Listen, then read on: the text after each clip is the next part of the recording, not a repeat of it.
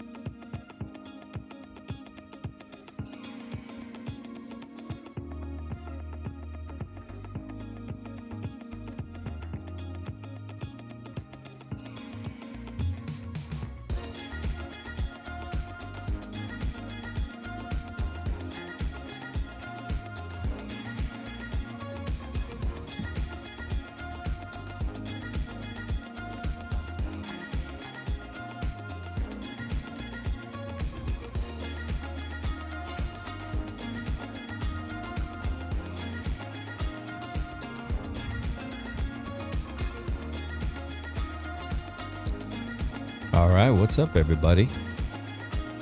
I'm gonna punch us in.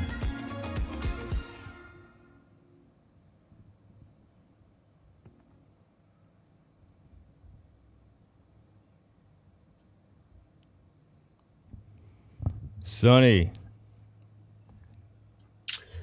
Mr. Wolf, PulseChain, crypto, everybody. I hope you're all having a wonderful day, man. And if you're not, you've been doing crypto wrong. Right on. Well, the man who needs no introduction, Sunny of Sunny's Pub, man. It is an absolute pleasure to have you here. This has been a long time in the wait. Chat, are you guys ready? Yeah, it'd be good to sit down and conversate with you for a little while, too. I know we've had a couple of brief conversations here and there, but good to let the world know what's going on. Let's let them know what's going on. Real quick, for everyone who's new, just tell us a little bit about who you are and how you found your way over here to PulseChain and crypto, really. Yeah, I started right around like the GME, little kind of pre-pandemic with just messing around, a little bit of Doge on the Robinhood app, or nothing true DeFi. I didn't have my own wallet, and I got into. I had a friend that was like, "Oh, you should check out this SafeMoon thing on BSC." So I went over there, and I think that one thing that gets most people addicted to crypto, right? Like I put in $100 and woke up the next morning and it was like $1,000. So I emptied my bank account, which was probably $1,000 at the time, right? And it was like 10 grand by the end of the week, and then looking for that next flip, I'd lost that 10 grand, being like, oh well, if I put a one BNB into this thing and it turned into 1,000, I can do it over here, right? So that was kind of where the detective part came, and that's where I really started looking into contracts, right? I learned that if I could read them, I could understand how they were rugging me, and if there weren't back doors, if I didn't see things like that, then obviously I could ape them. So as a swing trader on BSC, I have over $1 billion in volume back on that chain, just back and forth. Doesn't mean I'm rich or made any money off of it. I think I left BSC broke. And I had a buddy over there at the time who got into drip, and the people that got in drip early, like they killed it, right? So we were all kind of jealous of him, and he was like, oh, you should check out this Richard Hart thing and do this sacrifice. And right, strictly of someone I never met, because he had made so much money on drip, I was like, cool, let me put some money into this thing, right? So I spent like a whole week of just swing trading, and whenever I made profit, I put it into the sacrifice. So I ended up putting like 15K in, and you know, I don't know that I've ever valued a coin more. That delayed gratification of sitting there and waiting for 2 years, it was just like, man, when PulseChain launched, I didn't even want to spend one. I didn't even want to trade. Like, I just want to keep them. But so yeah, I started as a swing trader over there, and then Okay. popped up over here when the airdrop happened. You're talking about the BTC for Hex? Or No, not for that one. I never got into Hex, just you're for not talking about the the Pulse Pulse chain. chain. Got you. Wow, pretty cool, man. So what do you think so far?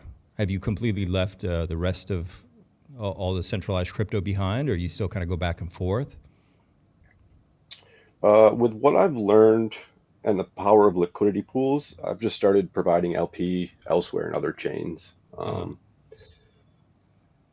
It's kind of funny. Like, I look back, and like everyone, it's like you hear of impermanent loss, and it's very true in a lot of um, LPs, right? Like, if you take a Binance or an Ethereum or whatever, and you pair it with an LP, and the other token goes up, like, yeah, you're taking a permanent loss. Like, it just is what it is, right? But Mm-hmm. if you pair a stablecoin to a stablecoin, you're never going to have impermanent loss unless one of them goes to absolute zero. But Right. you're just going to make those funds. So coming onto Pulse Chain and seeing how Pulse and Pulse X work together in Yeah. liquidity was really the basis of all of it. And then you could take this basic lesson and you can go to the forked copies and the from ETH copies, because both of them, all of our liquidity pools, nothing here was ever in a liquidity pool except for the forked copies, right? So like, just Pulse and Pulse X. Let's stick with the basics. And when if you're in LP, right, and let's say they're selling their airdrop tokens, those tokens are going into the LP. So ultimately, if the LP starts with 1 million tokens and people dump 1 billion of them, like, yeah, they're going to go back and forth, they're going to ratio trade, they're going to do all this. But if they didn't take out the equal on the other, like, if in theory, for math, let's say Pulse Plus X started with 1 million Pulse and 2 million Pulse X at launch, right? And Mm-hmm. nobody else ever added to liquidity, there'd Mm-hmm. be billions of them in there because we've just been dumping them from the airdrop. That's where they're going to end up, right? Sometimes it's Mm-hmm. profit on the other side, sometimes it's not. But the rate at which that LP grows is phenomenal.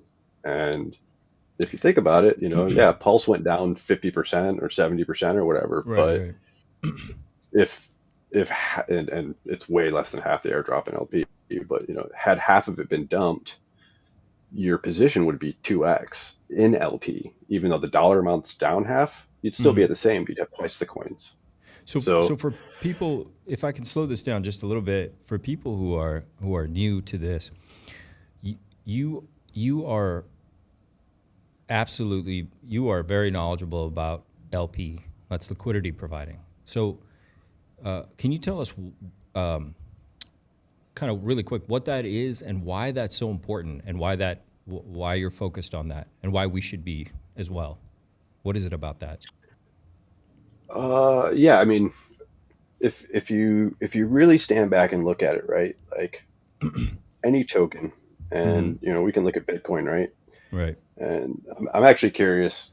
I don't even want to look. I don't want to know what Bitcoin's liquidity looks like, because It's low. they're Yeah. mooning it, right? And if you're not adding to it on the way up, and or even worse, if people are pulling it on the way up, right, then it's just like thinner liquidity makes more and more fake market cap. It's more and more fake money. This is the So first bull run. I went back and looked at liquidity maps, and I'm sorry I didn't save any for this, but this is the first bull run BTC has ever had where liquidity is absolutely plummeting, and that's why you're seeing it moon the way it is. Every other bull run, right, liquidity is and increasing as we go up, except this one. I feel like that's a lot of, I don't know how the ETFs and how BlackRock, I don't know how they all play into that, other than they know, right? They know if they Right. pull lick or don't add to it, they can moon the price. And Yes. it's when you start, like, if you look at Bitcoin, right, like 20 million, 21 million supply, right? Like, you know, there's a copy on Ethereum that's now a copy over here, right? So like there's 20,000 extra Bitcoin right there, right? It's like Right. you start to get into fund managers, and FTX. There's your perfect example, right? They sold a shitload of coins, but they never actually sold the coin, right? So they doubled the supply of everything they sold. So Right. this 21 million total supply is kind of getting to be a joke, because I know that there's people selling them that aren't real, right? So like there might be 50 million Bitcoin out there. We just don't know. But yeah, so the coins that are outside of liquidity, Right. they're like a coupon, right? They're an IOU. You can redeem them for what's in the liquidity. Now, Now if for you have people who are 90%, so just to catch yeah, go ahead. people, when he says outside liquidity, you're referring to people who have coins that are in a wallet that are not on exchange on the market to trade, correct? Correct. Okay, so Yes. those are just all your coins in the wallet. Liquidity is just what is available on the market right now to be traded. Right. So what's in the LP pool is, it's paired there, one token with whatever its dollars worth is, or whatever's on the other side. Right. If you have, let's say there was only 10 Bitcoin in liquidity and 21 million out there, right? Like one person nukes the whole price. That's just the basics of liquidity. So if you look at PulseChain, right, we had an airdrop, we had zero liquidity. So we were absolutely worthless just holding these coins in our wallet. And we can say they're worth whatever value we want, but if there's no LP, then there's nothing to back it. So Right. this part of what RH did is, when we start talking chess moves and stuff, right? So we all provide LP, Right. and the farms incentivize us to do that, right? We put it in there, we get this great little APR and this other coin. Right. Now, what this does is anyone that was in the airdrop never had to buy their coins out of the LP. They just add them. And that's exactly what we want, right? You just take, it would have been just like taking your ERC copy and your PRC at launch and just pairing them 1-to-1 and let it ride. Okay. For anyone that didn't get in the sacrifice, they had to go buy the Pulse and buy the Pulse X out of the liquidity pool to add it back into the liquidity pool, right? This is how you start to leverage your liquidity pools. And this is the same thing as like a manual liquid loans leverage, or going in 100x levy trading or whatever on your exchanges, right? Like when you start to leverage this LP, every time you buy one coin out and pair it and put it back in, you just absorb one coin being sold. And if all the coins are bought out of the LP, you can't liquidate your own LP. That leverage will stay forever. But what we're doing here is people are buying it and adding it, and that leverages it. But people that never bought it or they got the airdrop, when they sell it, that's like a liquidation, right? It's the short, it's going down on it. So what I did is he incentivized us so much that we bought and added and bought and added and bought and added. We leveraged it so much that we can absorb a good majority of those coming out and still keep our base the way it's growing. Wait, why can we absorb it?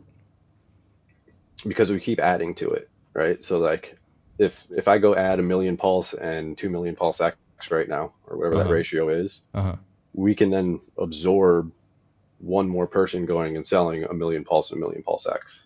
Right. Because I put that liquidity there for them to take. Right. So just so I understand as well, just for me too,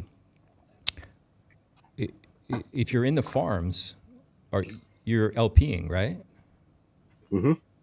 And so why are some people just LPing when people refer to that? Because that means they're LPing not for the ink token? Okay, the farm technically would be staking your LP. Right. Okay, so you make the LP token, and that's where we get like V1, V2. V1 does the buy and burn for Pulse X, and V2 you actually get your fees, right? So part of and the reason that all of our farms are V1 is it does that Pulse X buy and burn, and Pulse X being Pulse in LP basically, you're ultimately buying and burning both of them, right? But there's more focus on the Pulse, and since the sacrifice for Pulse X was bigger, there's more dump there. So it's the way to level out that side of it. Okay. And then the ink token, any farm you've ever been in, right? The reward token just goes down, and ink isn't a whole lot different, other than it's written in the contract that it's the voting DAO for Pulse X. So Okay. whenever Richard decides that we're not going to vote, dick with butt into the farm, and we're going to be smart and do something like wrap BTC or pDAI, he might give us those voting rights. And at that point, you'll see a little spike in the ink price, right? But like for now, there's actually no reason to buy it because you can't use it for anything unless you're just foreshadowing that you're going to be, a vote in the DAO later. Well, I mean, you could look at it. Well, what do you think about the fact that the inflation drops at a pretty high rate after this year? So when you get into the farms, right, people will go, they'll open that farm page and they'll see all these different APRs. And the first one they're going to go for is Stablecoin, Pulse, or Stablecoin, whatever, because it's 40% APR and the other one's 10, right? Right. With that stable, you're going to catch your impermanent loss. You're catching it right now as we go up. We did a 2x, you only got 70% APR, so you're already behind getting paid in ink. Now, if you hold the ink till it does a 10x, sure, you'll be right back at it. And if Pulse and Pulse X do the 10x, ink's right there behind it on the dollar value. Right. But if you go look at ink versus Pulse or ink versus Pulse X right now, they're on a downtrend for months, right? Like we have one little spike now because people are buying ink this week for some reason. And you don't sound like you're a big fan. I don't know if there's any news. Oh no, I'm a huge fan of ink. Are you? Oh yeah. I can't tell right now. Well, like I said, like when I get into things, it's not emotion, it's just blockchain. It's just fact. It's just data, right? Like right, it is, yeah. And it's true, right? Like there's no reason for anyone to buy ink right now, which means as a reward coin that you get paid for staking, you're going to sell it and the price is going to go down. And all that does is put that ink that you minted into an LP where it never was, which then gives it more power for later. I mean, going on, farther down the road, I think once he allows us to control the farms, then we'll see the spike in ink because people will buy it because they're going to want to put their coin in the farm to earn ink, and they're going to need the voting rights to do that. Further down the road, like RH has talked about a wallet in the past and how that fees from that wallet could feed a token. Like that's ink, right? So like after the SEC, after all the bullshit, after whatever, when he releases a wallet, people go trade it, that's going to buy and burn ink is my theory. And that puts a buy pressure on this thing from the farm. I want to go forward, going back to the farms and those percentages though, right? Okay. Like in the Pulse X farm at like a 10 or 15%, most people are like, that's not that great, but Pulse and Pulse X basically move together, right? Like we see Pulse X, it's moving a little now, but the ratios, your impermanent loss there isn't going to be horrible versus the amount of ink you're going to make, because Pulse and Pulse X, if either one of them does a 5x, the other one's right there with it, be it 5.5 or 4.5, like your LP value is going to go up accordingly, right, in dollar signs, and your tokens aren't really going to go one way or the other. And if Pulse X runs a little bit more, then you have a little bit more pulse on the one side. To me, that's not a big deal, right? Whereas if you do that in one of the stable coins, you're just going to be left with a whole bunch of stables and all your pulse are going to be gone, So yeah, the farm, it's really a joke, because if Pulse X or if ink does a 2x tomorrow, then all the APRs on the farm also do a 2x. So instead of 10%, now you're at 20%. Well, nothing changed except for a dollar sign, right? You're still getting your same emission of the same amount of ink, right? If you were getting a 0.1 yesterday and the 2x is tomorrow, you're still getting a 0.1 tomorrow. Like, so the dollar signs are very, very tricky there. Yeah, switch that one. Hit versus wrap Pulse on the top of your screen there. Okay.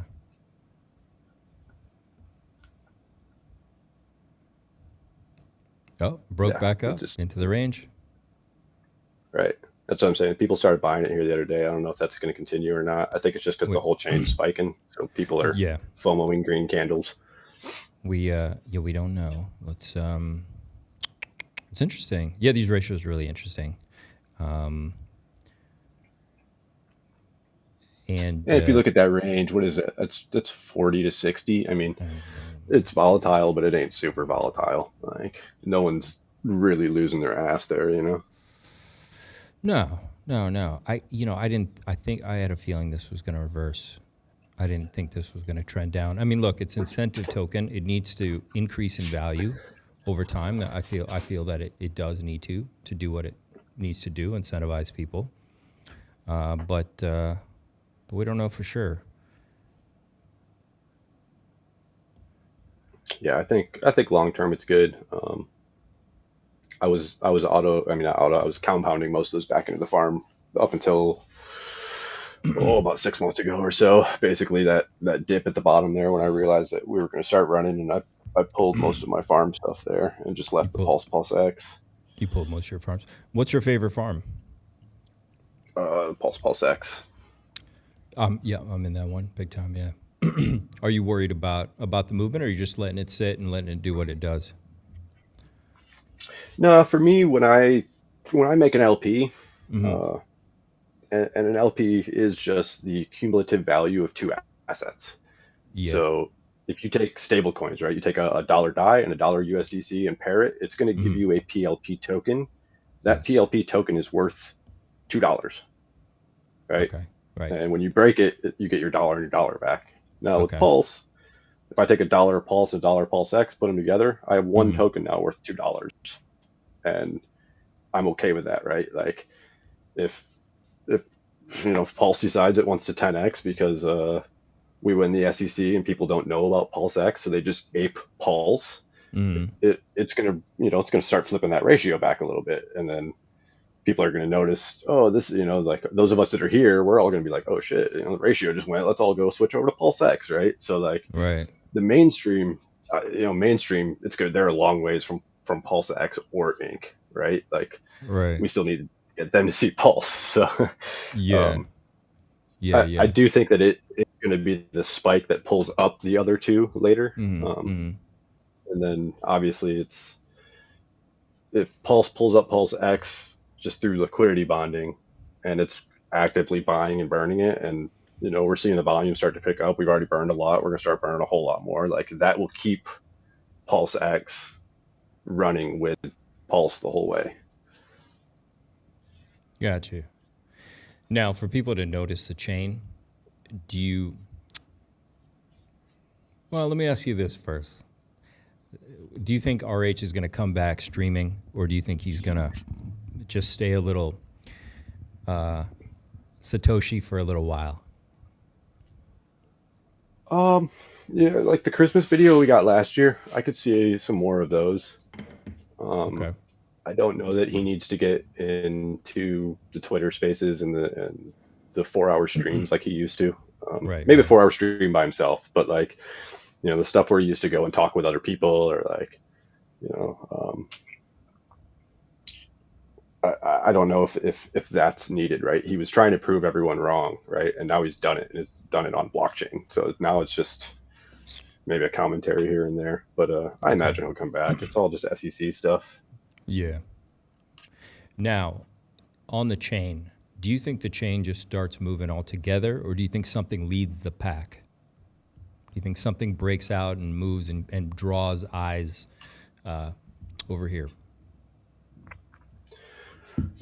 It's interesting, right? Everyone wants a green candle, and Got to have one obviously somewhere. one, right? Like I'm on Solana because Bonk went nuts 2 years Yeah. ago, like uh, so like something has to get them, and I think for us, like you see pDAI and you see Rat BTC, right? Now the kicker is, and this is kind of you know RH was the spam king. This is kind of the scam king, right? Like we Mm, took their contract addresses and put them over here as a copy, right? right. So with pDAI at a penny, BTC at $500, people are going to start thinking these are depegged, right? Because it's got the same contract address, and anyone that's done this for years but never been here is gonna be like, yo, I go to every chain, DAI's the same one, like so. I think this depeg theory is going to start showing up here shortly, and people are, that's enough for somebody to come over and buy. Can you Like, was it can you break down this AVAC? No, DPEG theory? This is the first time I'm hearing this. oh, just like if you were on ETH right now and you saw USDT at 75 cents, right? It's Right. depegged. It's gone off its course, right? So like Okay. I want to say Phantom Chain. Is that the one that's all screwy and has like a $9,000 Bitcoin on it? Like I went over and bought some of that a while ago just in case it ever fixes, right? But that's an actual coin. It just doesn't bridge anywhere or do anything anymore. Right. But I'm not sure. Chat, help us out. I don't know.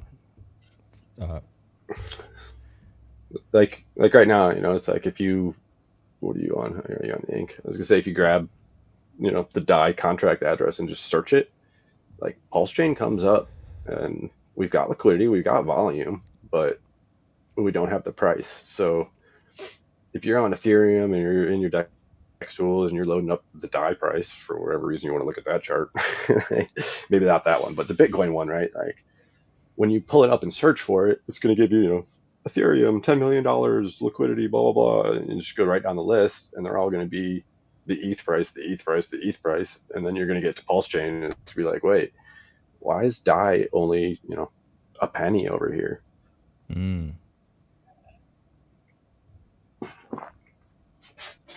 So you're saying just search the token address for pDAI?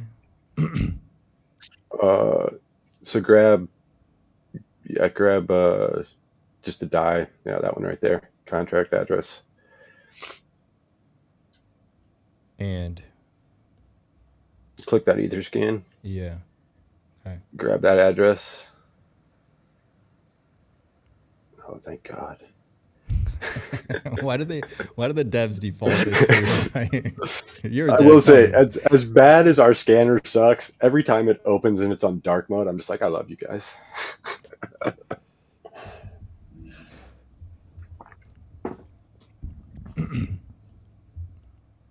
So yeah, copy that contract address. It's gonna be okay. And then go back to that deck screener and just search.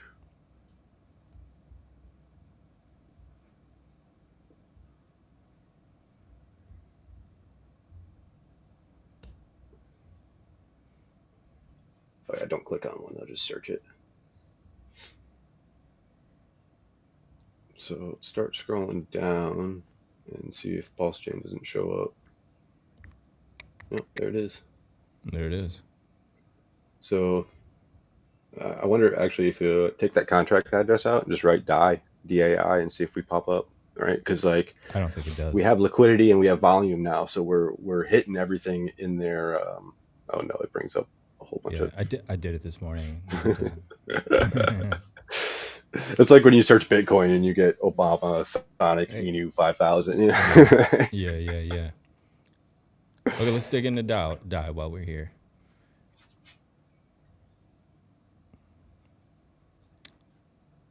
So what's your take on the pDAI pegging to $1 narrative? Shax is, So pDAI it goes $2. to any coin that goes to parity, right? Had we at launch just taken the fork copies and, you know, perfect world, right? Everyone that's on Ethereum that got a copy bridges their stuff over, pairs them 1-to-1, and bam, everything's just at parity, right? Like, right. It just works. And the reason that it works is if you have your free copy, let's say DAI and, you know, eDAI, pDAI was the biggest pair here. Okay. And it's not, and it needs to be, in my personal opinion. But this is the same for every fork, right? If you take the e copy, and let's say you got $1 million, and then you take 1 million pDAI and you pair them 1-to-1, when I go sell the pDAI through the bonding, it's going to bring down the price of eDAI, the real DAI, right? And if you dump the real DAI to 99 cents, I'm going to go buy it because I know it's worth $1. I'm going to make that penny, right? Or the bots are going to do it, one of the two. Someone's going to take advantage of that. And when you buy the real DAI back up, because it's still bonded in liquidity, it brings the fake DAI back with it. And this is how you can absorb sells like that, because you're taking the real copy and making it cheaper. People are going to buy that. So like Doge has a really good pair over here that's doing very well. The wrapped The forked Solana is doing very well because it's got good pools, and just the more the bots arbitrage it, that little tiny bit adds to LP every time, and it's a long, slow process to do it that way, but it does work, right?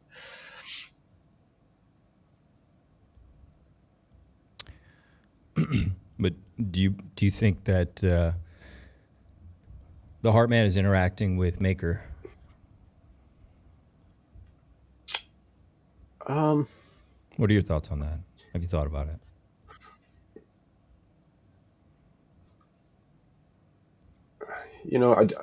I don't know at the moment if he's doing anything with it. I really think he's leaving 99% of the chain up to us, at least until like the SEC, right? If he clicks the wrong button and they can tie it to him, then that could just, it would never affect PulseChain, but his own legalities and stuff, right? Like even if they drop this whole court case, they could be like, well, you did this thing you weren't supposed to do while the case was going on, so we're going to go after you for this, right? They pull something stupid out. Right.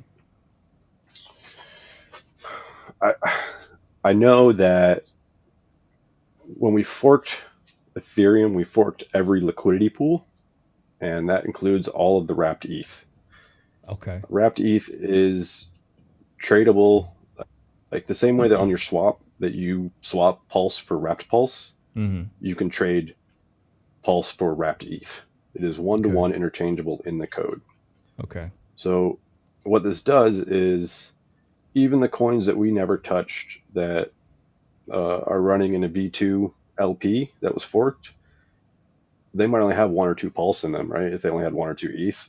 And when Pulse does a 10x, that LP did a 10x, right? Like even if there's still only a quarter of a penny in there, like so when you start, like the basis of arbitrage, if you can make something with Pulse and the other part of it being a stable, then every time Pulse moves, there's going to be a trade there, and every time there's a trade, you're going to add that 0.25% to LP. So there's actually quite a few of these pools, like there's arb bots on PulseChain that are arbing through the Uniswap V2 pools that we don't have a front end for necessarily. So they're taking advantage of that arbitrage, which is also leveling out those pools and growing them. And a lot of those pools are still like some really big pools. Like if you look at go pull up the wrap BTC chart, since we're mooning that one today too. Okay. And if you look at other pairs on that. Oh wow. Damn. Okay. It's just moving like crazy. We're mooning, buddy.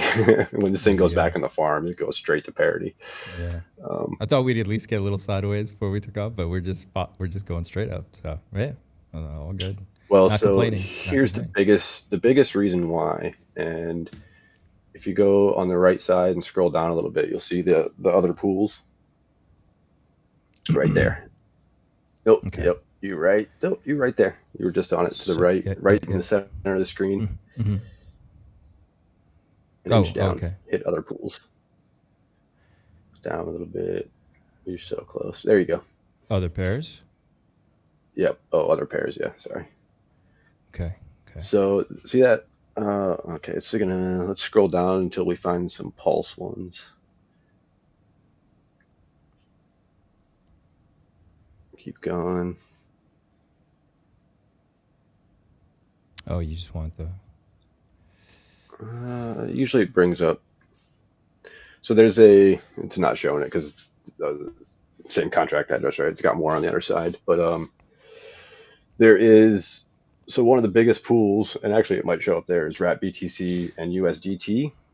Chat, if you guys know where this is, just drop the link in there. I'll pop it in. So that third pool there, that WBTC USDT pool, USDT, that was forked. That was forked. And if you grab on the right there, you can grab that pair address.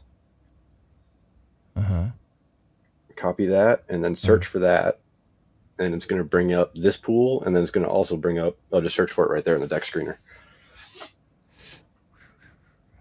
It should bring up our forked copy pool because it's the same address.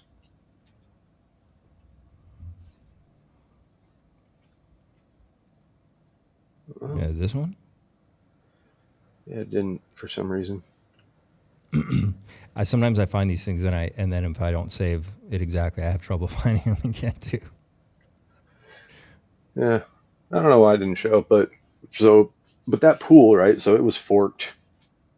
It was forked in with decent liquidity and is Okay. still running on the Uniswap V2 in PulseChain. Really? Let me see if I can find it real quick. What's up, chat? I'm gonna bring up Atropa Shack, and then I'll ask him about TSFI. I know you guys have some questions about that. Pedro says, for anyone to pair them 1-to-1, Pulse X needs to move them. One die equals 1300 pDAI. P-maker front end. Oh yeah, if you pull up the our forked BTC to forked DAI and look at that chart, I mean, I think we're at like 70,000 BTC right now. How do you pull that one up? Send me the. Let me just find the link and I'll just post it here.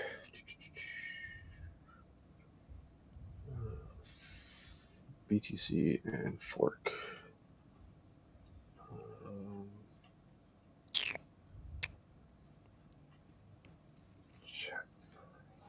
I think I just sent it in the guest chat here. Did you? Let me see if I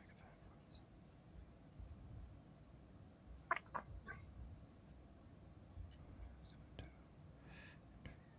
it. Okay. Cool. Pull it up right now. Okay.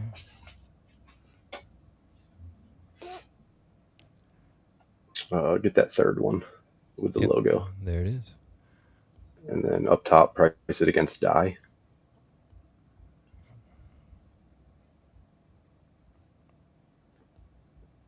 So that is, in the real world, you have stablecoin and Bitcoin. And when you pair them together, it shows you what your Bitcoin's worth to the dollar, right? So in our fake world, this is what our fake Bitcoin is worth to our fake pDAI. And it puts our Bitcoin at 70K.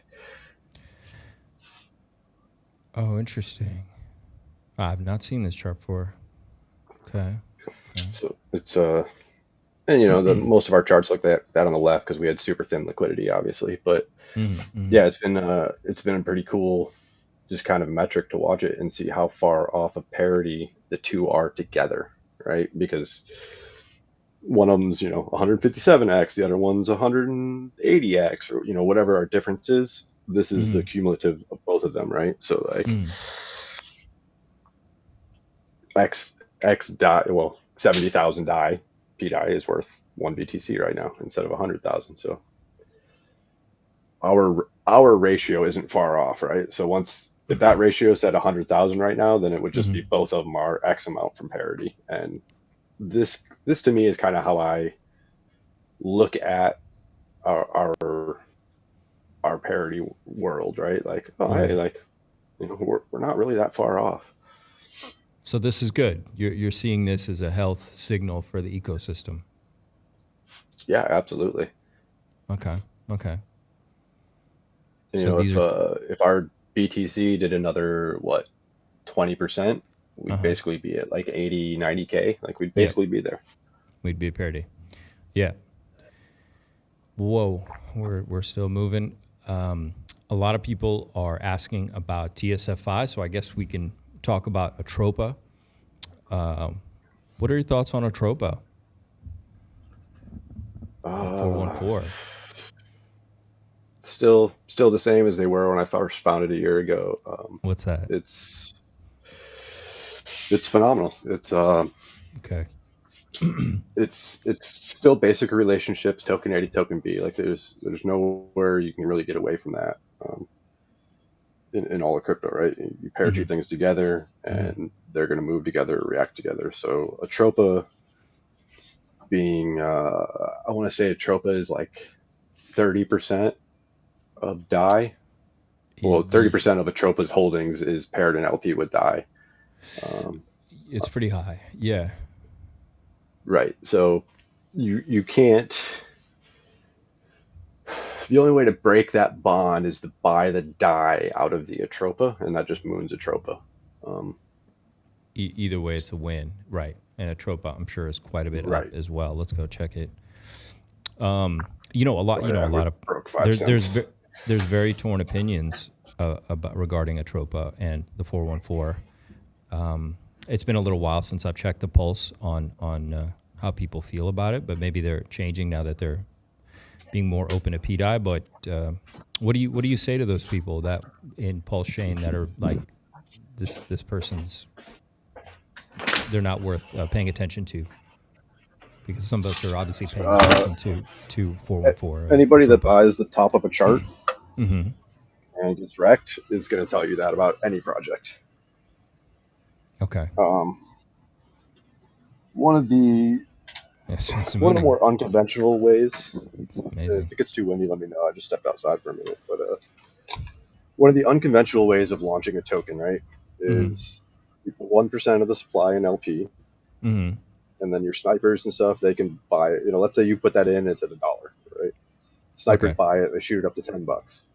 Okay. You then just start dumping that on their heads, right? You sell 1% of the supply, sell another 1%, sell another 1%, sell another 1%, and you dump the price down to like a penny. So anybody that wanted to snipe your project and thought they were going to make these awesome gains, like, you know, F them. Like, so this is how Parity launches most of the projects these days. And this is how who? Personally, I love it. 414. Okay. The Atropa dev. Okay. And if you pay attention to it and you go, okay, you know, dev's got 90% of the supply and they're selling it. You know, you could sit there and you can watch and you can say, oh, you know, dev's got 20%, 10%, oh, 5%. Oh, 5% can't even really nuke the price anymore. So maybe I'll start buying it here, right? And anyone that like, oh, Atropa dev launched a new coin, I'm going to go ape it. And they're all greedy, right? You know, it's like you throw in way more than you can afford to lose. And then it goes to zero. Yeah. So like I said, it's an unconventional way of launching. However, personally, I feel it's very fair, right? Like, it's a way to wreck snipers without any sort of anti-snipe, without any sort of anything, right? And then all that money that they put into it, it just goes into the LP. I told some people that about sometimes I'd get a lot of messages, especially early because I started doing a lot of deep dives in Atropa and a lot of the tokens. And I told people, I said, look, they're not all of them are meant to be aped into. And some of these ones you're aping into are going to be extracted into other pools.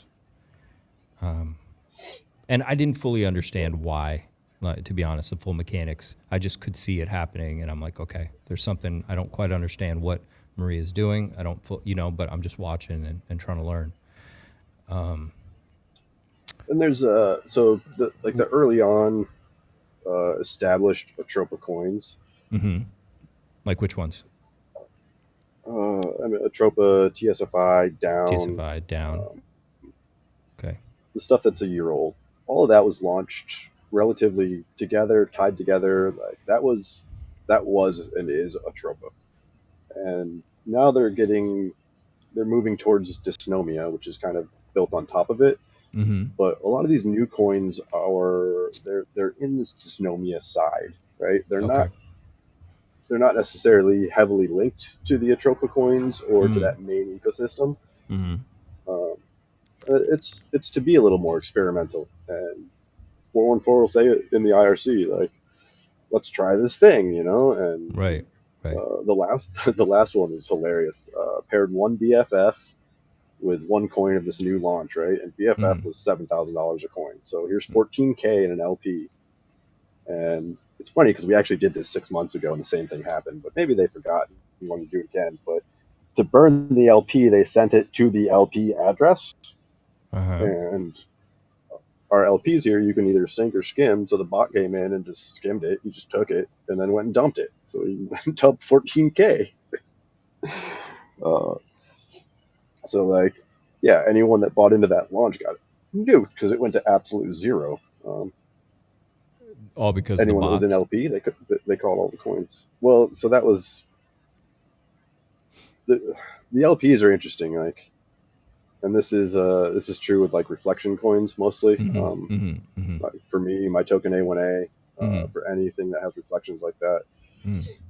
when it sends to wallets, right, on its holders list, it just sees a whole bunch of wallets. It doesn't know what is an LP or is not unless you tell it, and it'll just the coins that are in that LP, they receive the reflections, but instead of being in the LP, think of it as being on top of the LP. And then someone has to come by and either sync it or skim it. So they either have to put those tokens in the LP, which is just a little gas fee, or they have to skim it. If they skim it, you actually get those tokens, and you can take those tokens, and it's a profitable trade. Pennies, right? But like there's just Mm-hmm. bots running it all day. It's bots, yeah. So right, so So somebody said TSFI to 1,000.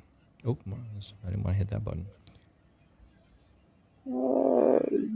I mean, TS. So when we start to look at what I call a multiplier, right?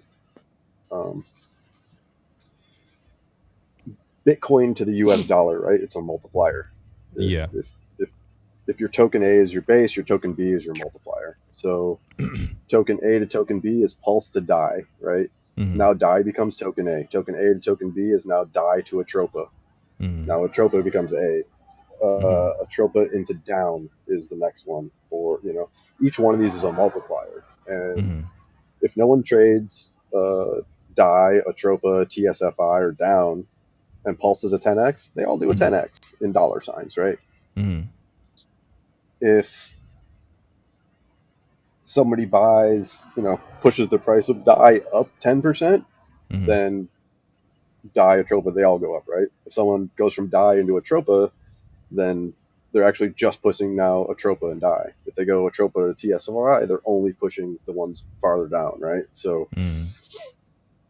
when you start to look at these, people call it ratio trading or whatever, but it's any trade's a ratio trade in my book. Mm-hmm. If if you're like, oh, I don't know what to hold, right? It's like, okay, well, you can hold Pulse and you can get Pulse performance, or you can hold DAI and you'll get DAI's performance and Pulse's performance, or you can hold Atropa and you'll get Atropa, DAI, and Pulse performance, or you can hold Mm-hmm. TSFI and get all of them, right? So TSFI is, I'd have to look at the Atropa list. I know Atropa is TSFI's largest pool, and I'm pretty sure that it's one of the top three for Atropa.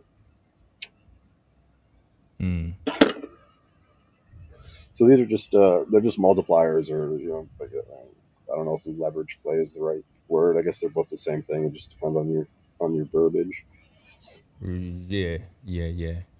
Okay. I know I have TSFI down Atropa, and obviously pDAI bear. A1A is looking And really that's for good. getting into, yeah, A1A is an absolute beast. It is it if it does this inverse head and shoulders and comes up here and hits this, you're gonna see massive cup and handle and a giant W here, and this is just gonna go berserker mode, man. So this one, this last little pump, it started to get some people that are entering. Uh-huh. But prior to that, there wasn't really.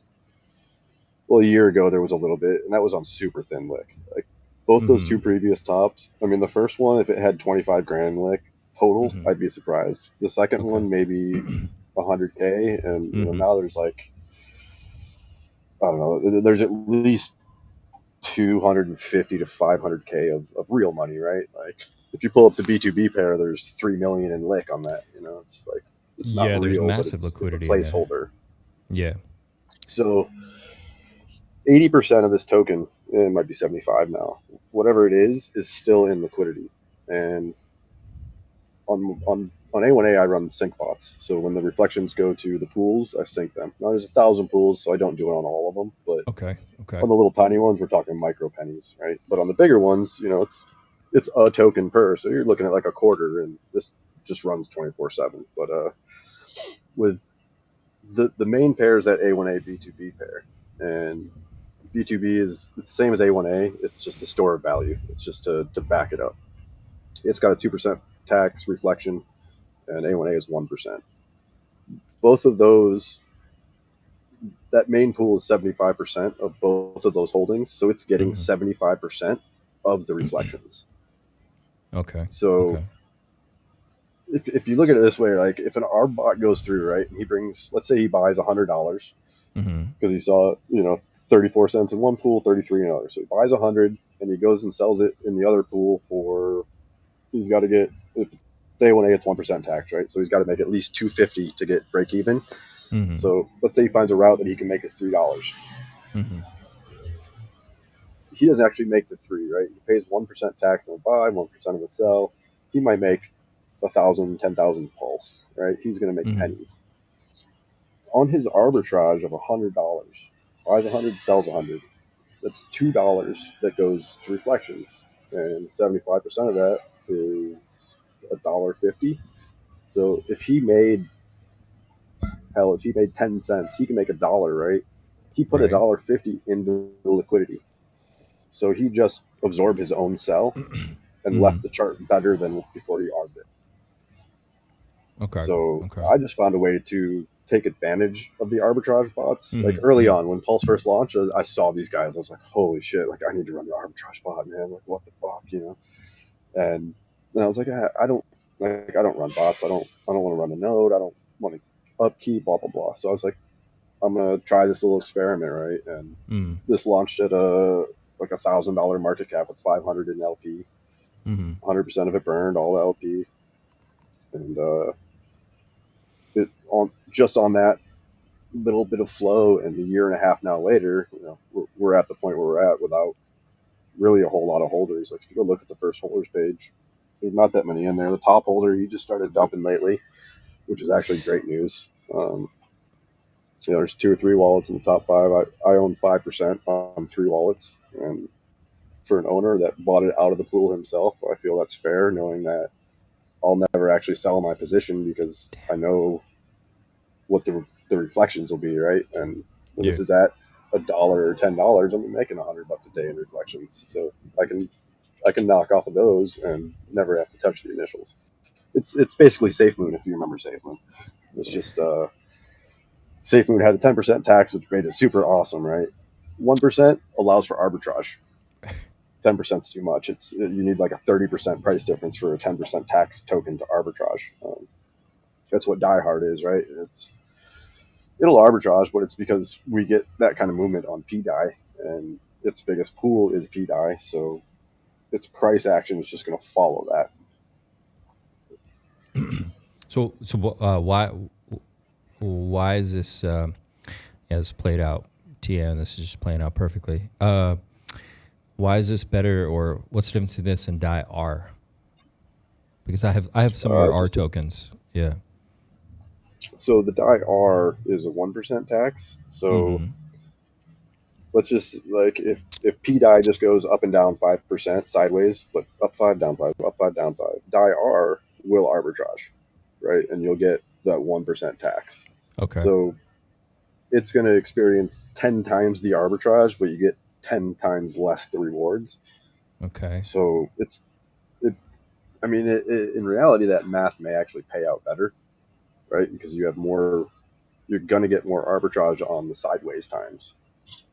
Okay. Since hard is the one coin that I actually, publicly put out there, made a TG for, like, I have 43 coins, and A1A is the only big one.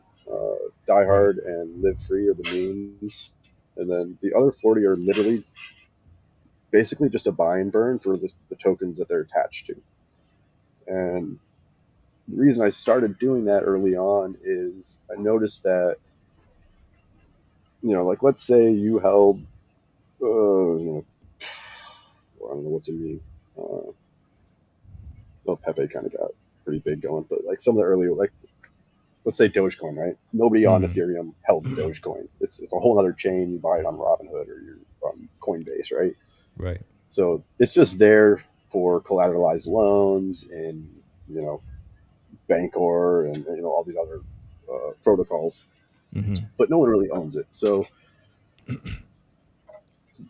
over here, when we had the fork, the little Doge was there and it had an LP pool, but if you went and pulled the when you don't have volume for 24 hours, it won't pull you a chart on Deck Screener.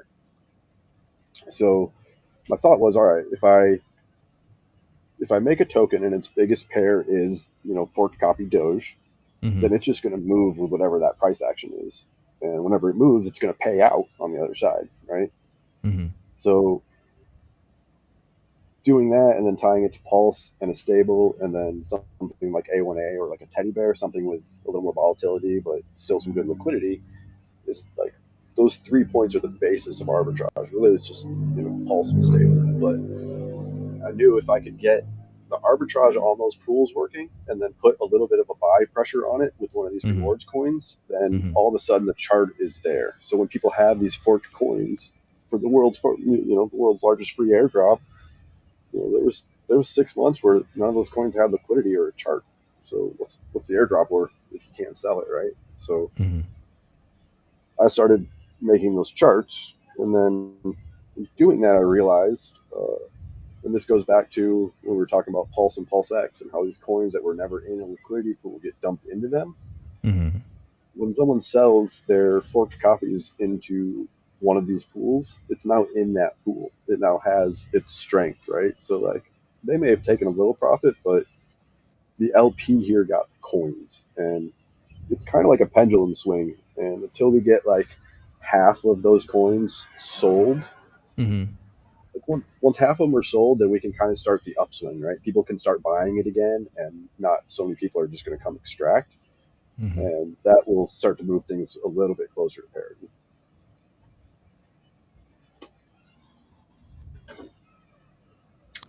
If somebody's, there's definitely a lot of fans of these die R and die hard. For obviously, you can get about, for the same capital, you can probably get 10 times more die R. So I guess you'd earn about the same die, right? At that point. Right. And when we go back to rewards coins, right? They were all gimmicks back in the day, and it was because they had one pool. If anyone remembers Baby Cake back in the BSC days, like that was huge. Yeah. So I mean, 10,000 market cap to like 20 million or something crazy, and the basis of it was like, and you see it right now. There's a few income die something. There's a few of them right now that are forking my contract and doing it, and it's cool. You get all these big rewards. If you're one of the first buyers, you put $20 in this thing, and all of a sudden you're getting $50 a day in rewards. You're like, dang, why would I ever sell this, even though it's worth 100x, right? And all of those, they run dry on volume. They stop paying rewards, and it's because they 100% need people. Oh, you broke up because they 100% what? They need people to trade them. They need volume, trading volume, right? And people don't trade them. They end up being buy and holds. Yeah. Right. So when if you look at other pairs on this one you're at now, DIR, I mean, there's probably going to be 20, 30, 40 pairs. So if there's that 2.5% price difference in any of those pairs, it's going to arbitrage and then send you out your die. Okay. I'm not going to toot my own horn, but like I definitely changed the way rewards tokens are done forever. I think you did. 100% you did. The proof will be in any of my charts, right? Like all of them have a launch. They all go down. PulseChain went down for 6 months until, a couple of months ago we hit that bottom, and then all of our charts go up, right? That's the Hart's law of the dollar sign. If you look at Live Free is probably the best looking chart in the whole ecosystem, just because I launched it at the bottom of WBTC. Yeah, Live Free, one word. Free. Okay. Let's go to Pulse. So this one launched at the Pulse bottom and the WBTC bottom, right? So it didn't have that 6 months of downtrend Hart's law shit. It's just up only Hart's law, right? So nice. I mean, that's a ridiculous chart. That's pretty. I can't stop staring at it. It's really nice. Yeah, that's done some moves right there, guys. Chat, what do you guys think of this chart? And then, it should, in theory, it should be The pretty chart is similar just, to it's just up. the PWBTC chart, because that's Jeez. its biggest pair. I don't know. There's 20K or something in Lick with PWBTC.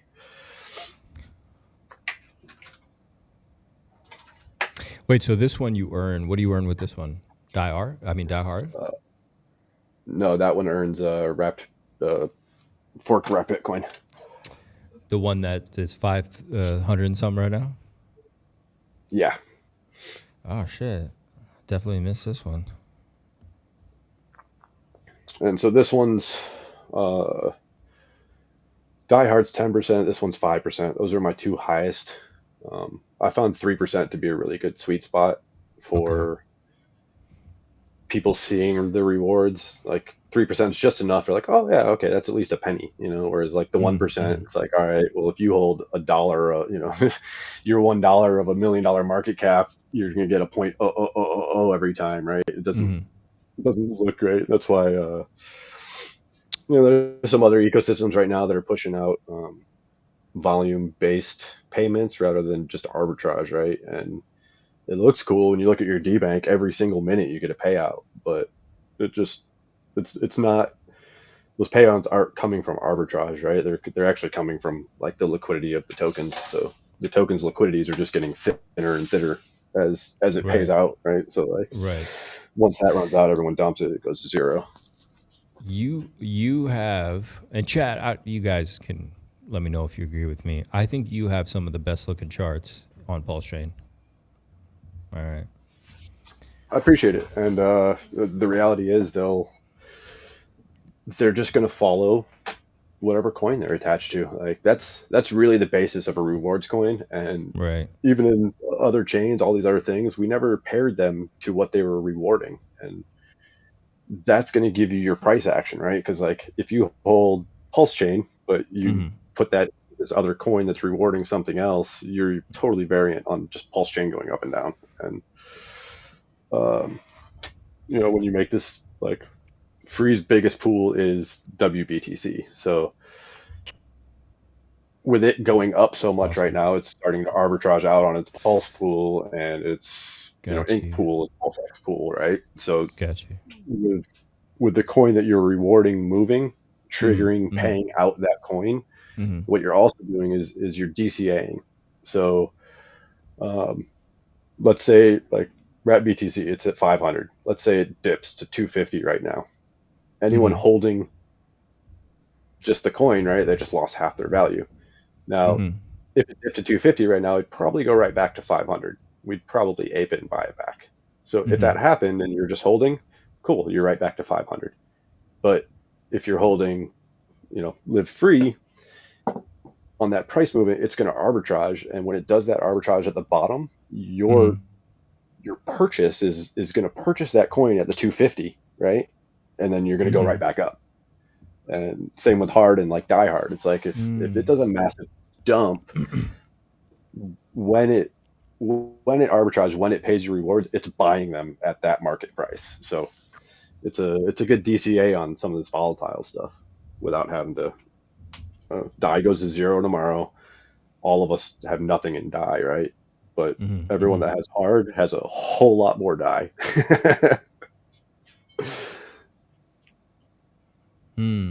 Interesting. A really good example was LUSD, right? When that whole debacle happened, I made 2 coins and I didn't tie them into my ecosystem because I knew LUSD was going to zero. But LUSD. I basically put up LUSDR and see if it comes up. Oh yeah, had no volume today. So if we look at that, and so its biggest pair, LUSD, and that's the show in the chart here in a moment. What is this connected to? It just runs on its own. It's got 2 or 3 pairs, right? So its biggest pair was LUSD. So what's LUSD? It's one of our forked stablecoins, the one that had all the debacle a month or 2 ago. Jesus. So there's an exploit. There's always been an exploit. Well, not an exploit, but the Oracle has pointed to the wrong price, so they were Okay. able to just mint it endlessly. And there were Oh some guys that yeah, tried to fix it, and I think I right, remember. it was a Yeah, whole thing. yeah, Um, yeah. so like I Oh, said, that's I right. made That's this, right. and I sent like half of it to the dead wallet. I basically just was trying to put a buy and burn on LUSD to try and help it a little bit, right? Mm-hmm. And so what it did though is anyone holding LUSD, they went to zero, and anyone holding LUSDR obviously went to zero. But when it went to zero, it bought the absolute bottom and sent you umpteen trillion LUSD. So even though the numbers are screwed up there and you can't actually sell them right now because all the pools are full because they've minted too many of them, Right, like right. you got a whole bunch of them at the bottom, and it's still to this day like it clicks along, and every time it does a little arbitrage, I mean, what is that, $3 in volume? Like it's literally nothing, but you Mm-hmm. know it bought and burned 2 cents worth of LUSD art or LUSD today. You know, Don't you love bots? They're still working, hard workers. So and that's the basis of the math is it's like scabs, right? Everyone can say, hey, we're yeah, not going to trade. But the bots, they're going to trade, and they're going to take every penny they can.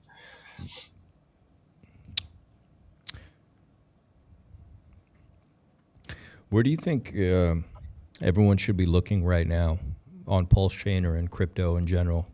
Where should our eyes be focused? I think it's a different answer for everyone, right? Well, I'm asking you. What's your And, answer?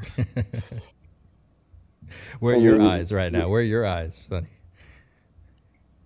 oh, What are you looking I'm at so right now? tired, man.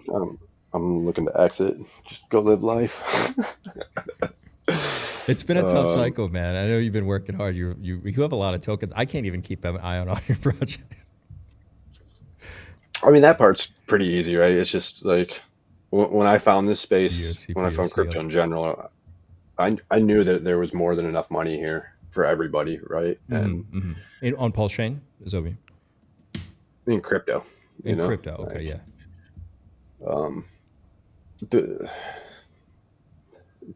goes back to the basis, right? If we all just held and no one sold, the price would Mm-hmm, just go up, right? mm-hmm, And in theory, we could all take, at a 2x, we could take our initials out and keep going, right? But mm-hmm.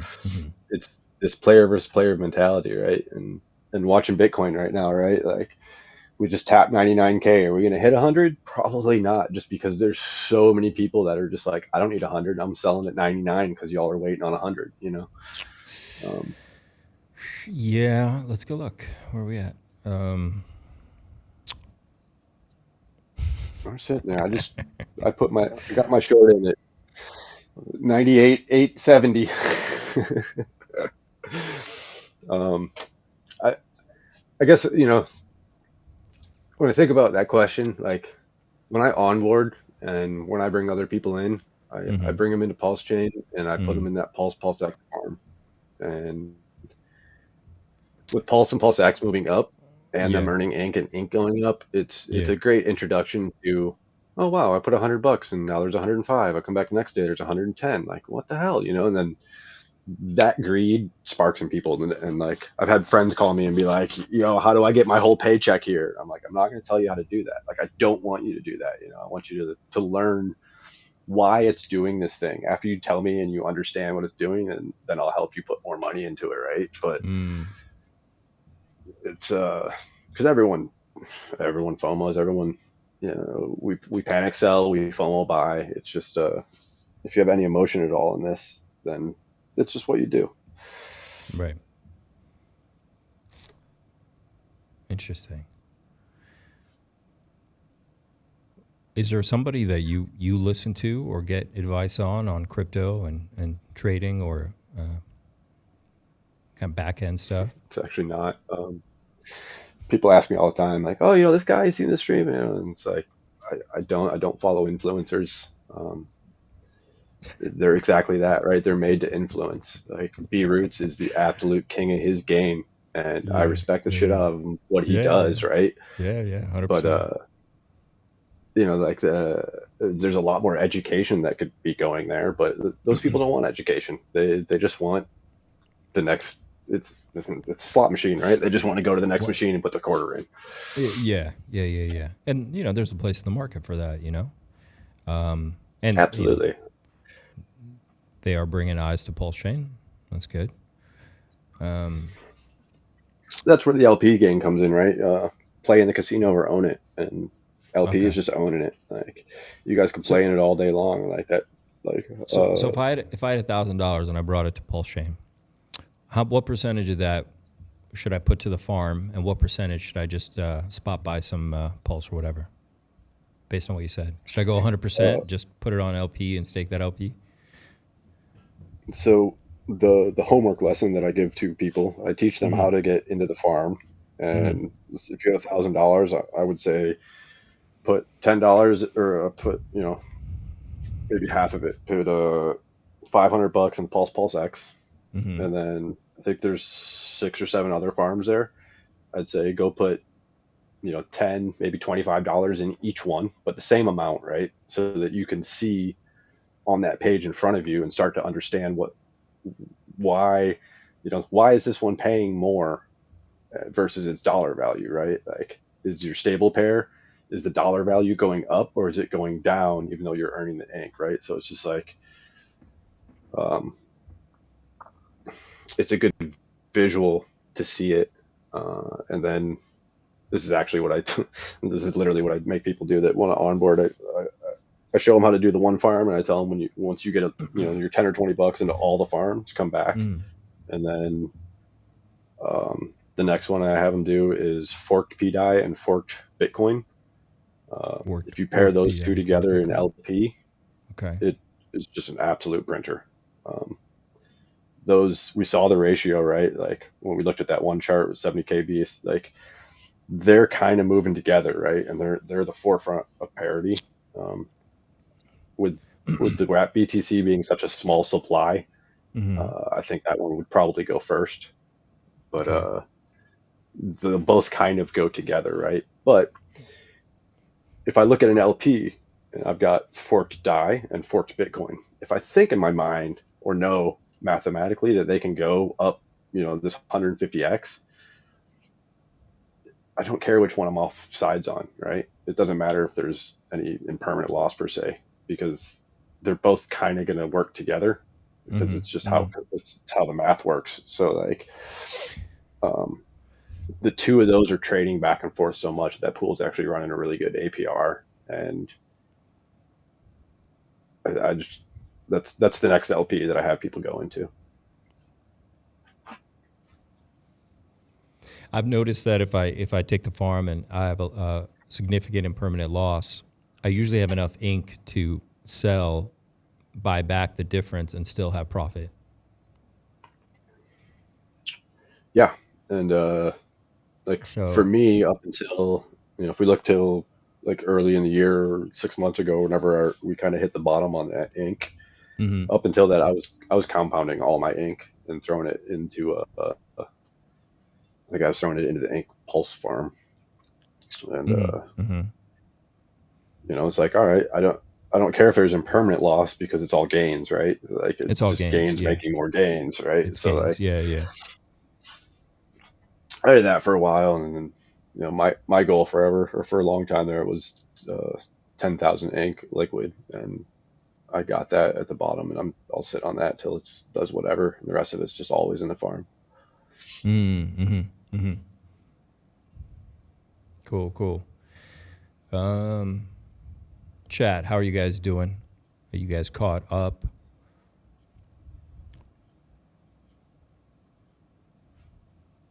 P-Maker front end. Cryptomance. I don't remember what that's for.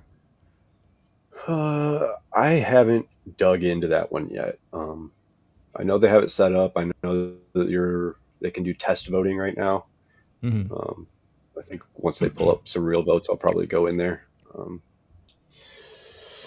I've never done any of that stuff. I've never done Maker on ETH. I've never been in any protocols. Like I've been, buy low, sell high my whole life. So doing any liquidity providing is all new to me on PulseChain, and still learning it as I go. But and the results on some of these pools are just ridiculous. Are there some projects on PulseChain besides yours and RH that have caught your attention, or that you like the code, or maybe you just like the team, something? First one that comes to mind is Bullseye, Holonomics coin. And here's the reason I love it is they went out to 6 chains, right? So if you're holding the token on PulseChain, then you're earning the Pulse rewards. If you hold it elsewhere, once we bridge out, it's a different contract on the other side of the bridge. So those tokens that are in the bridge are now not in our supply. So like, let's say I hold 1% of the coin. This one? If 50% of the coins, yep, that's it.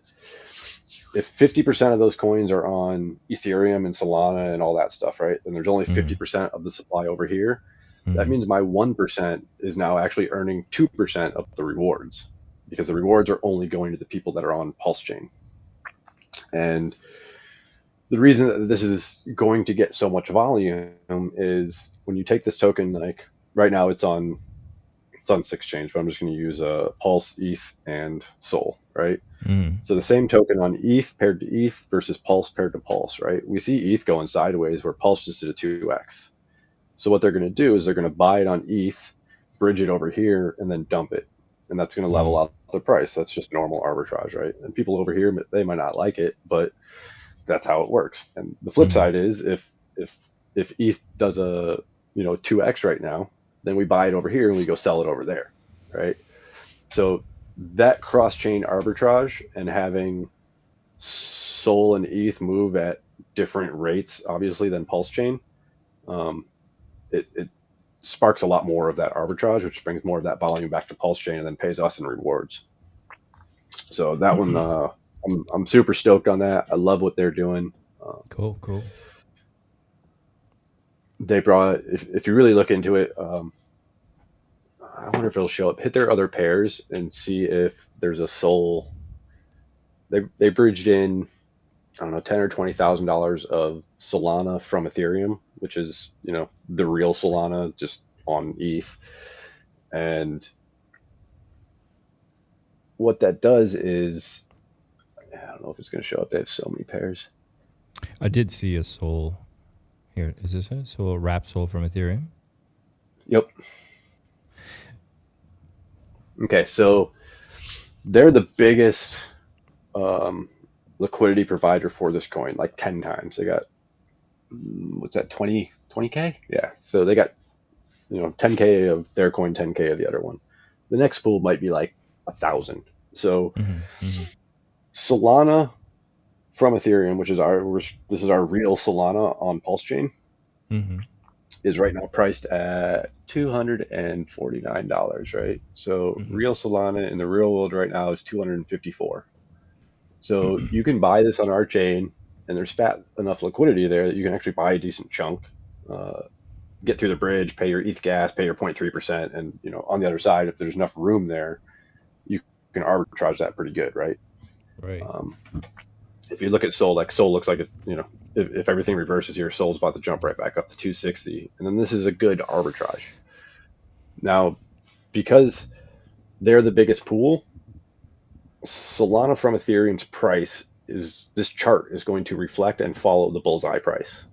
So if Bullseye does a 2x right now, our Sol from Ethereum is going to be $500. And at that point in time, I'll personally go over to Ethereum, buy 10 grand worth of it, come over here and fix that for you. But that's the game. And that arbitrage game is the basis of every from ETH token we have, be it, Bitcoin, Ethereum, Solana, BNB. I don't know if BNB will show up right now. BNB has been running $600-700 over here, but it's on super thin lick, right? So like, there's $100 in lick, and Pulse goes up 20%, BNB goes up 20%, and because of our bridge fees and time and all that stuff, because you can't, when you go to sell it, your price impact dumps it so hard. People aren't really doing that a whole lot. I do it on some of the ones that I've set up, like PAX G. nobody's buying package G, nobody's trading it, but I set it up so there's thick liquidity pools on the PulseChain side, and when Pulse goes up, package G over here might go to it's gone to like $4,000, and it's only $2,500 for gold or whatever it's at right now. So we're creating our own arbitrage opportunities in that sense. And a lot of people they're not even playing the game. If we're farming, we're participating, right? Absolutely. Yeah. So it's, if you're farming, you're providing liquidity. Without liquidity, none of this happens. And right. We are the market makers, right? Basically, right? A little bit, yeah. Oh, I forgot. By the way, on Bullseye, Charlie says, doesn't Bullseye have admin keys and no lock liquidity? Before we forget. They do have admin keys, but they're also doing. I have admin keys on 40 of my 43 coins. We know where you live. I don't know. Right. I don't think Holonomics is malicious by any means, and the reality is he's probably got 200, 300, 400 LPs on 6 different chains. Like, it's going to take a while for them to rug it. That's pretty thick, man. That's some thick liquidity. Right. How big is that team? He did it by himself? Did he do this by himself? It's a lot of work. No, he's got I think there's probably a core 4 or 5 of them. Okay. I don't know. And they did good. I had some LP discussions with them early on just to kind of, share some of my knowledge, because I wanted them to, like, this kind of goes back to, I touched on it and then got sidetracked on, if we all hold, the price goes up, right? Yeah. This whole, like, we can work together thing, it sucks because there's so many scabs and there's so many people that are quick to just jump out and take their profit. But when you start looking at LP, right, if there's $100 in LP, $1 is 1% price impact. It's hard to get that arbitrage to go through there, right? $10 is 10%. Like, no arbitrage bot's going to push something 10%. The room's not there, right?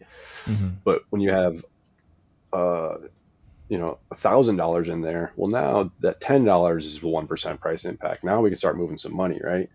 So if I only have $50 and you only have $50 on our own, we only have these $50 pools and they're not great. But if we join together, now we have a $100 pool, right? And then our other buddy comes in, he's got $100. Now we got a $200 pool. Now we got 3, So the more of us that are adding it together, we are actually helping each other make more money because we allow more volume to go through that pair.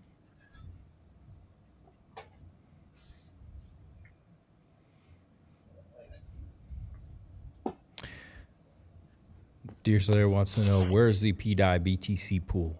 V1 or V2? The answer would be both.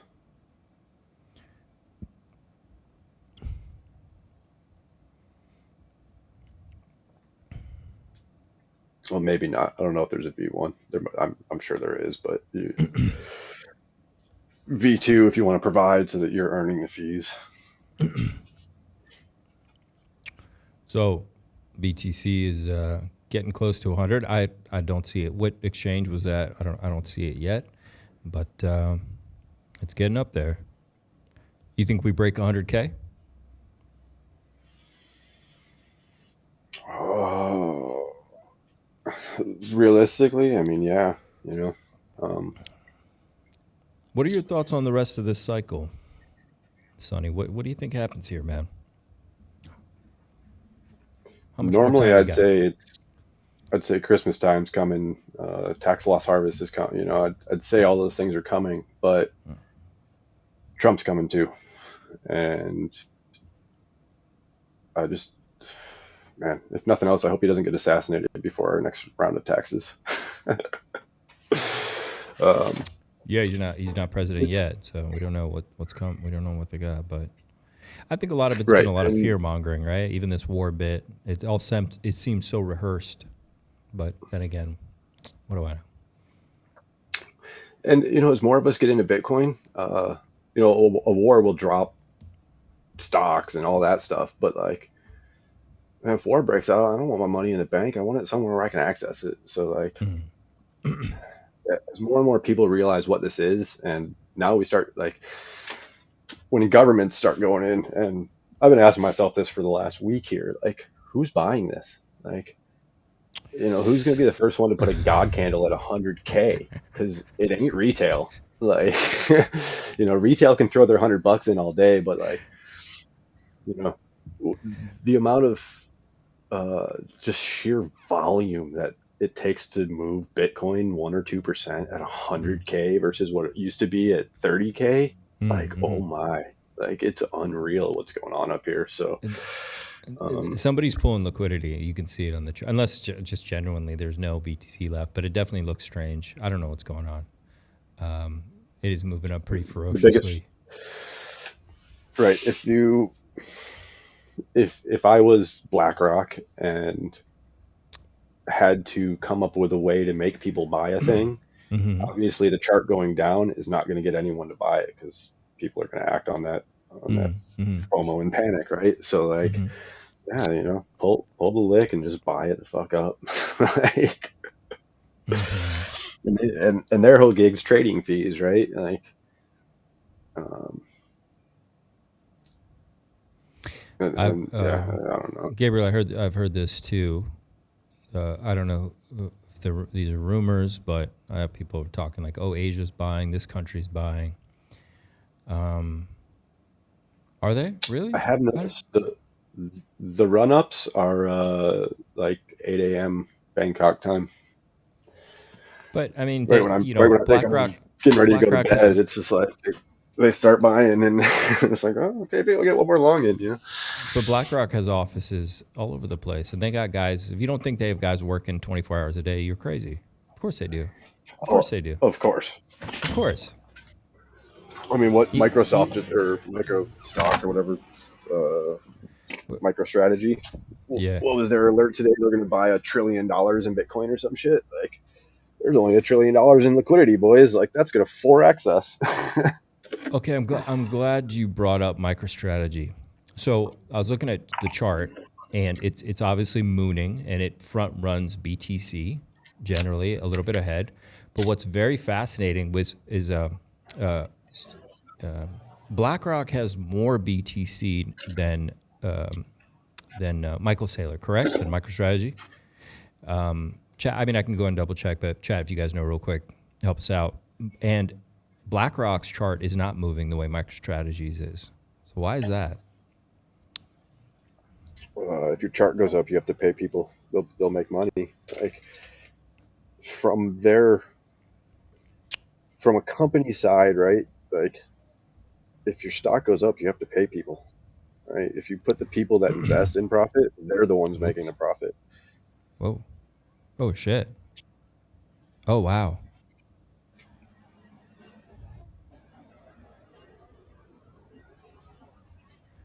Well, it's right at support, it looks like, but that'll tell you what's coming. I mean, it's straight vertical. And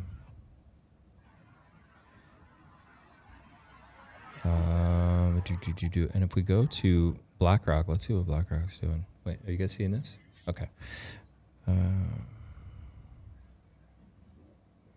And BlackRock's was not moving similarly, which is.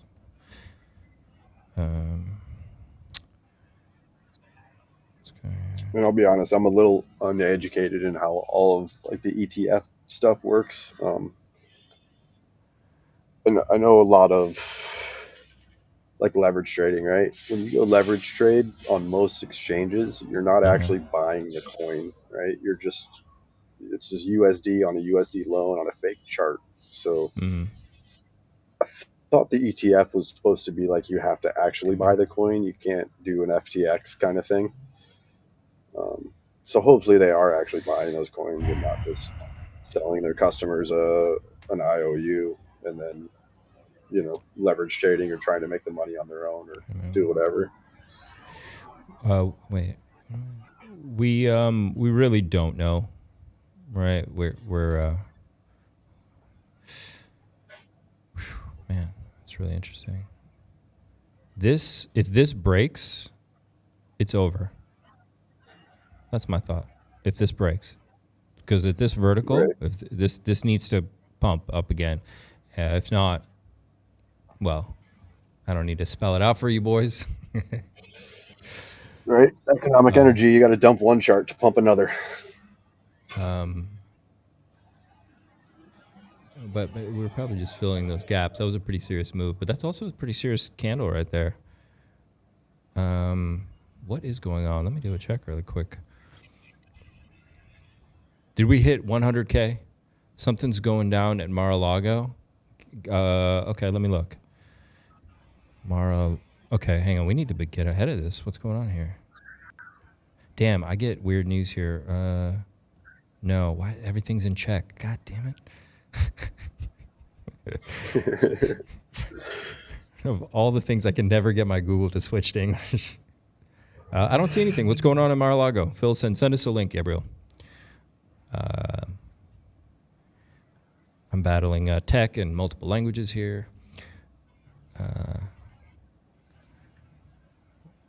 Landscraper, what's going on?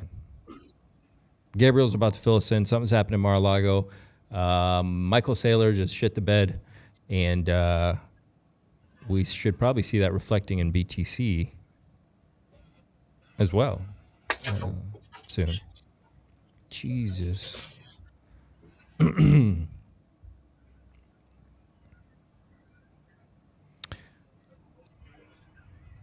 you, sir.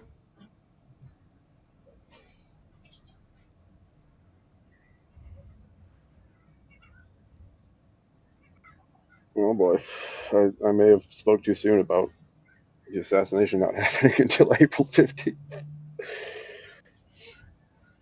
Damn, what? Come on, man. Visit link. Let's just do this. Can I do this for me? And for those listening, Breaking: ambulances just left Mar-a-Lago filled with Secret Service agents. Oh boy. Ah shit. Right at 100K. Can you? Okay.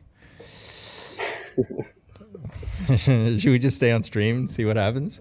Because whoever's writing the script, they're getting some good plays.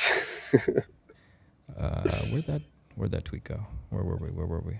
That's us. Where are we at? Oh, okay. Here we are.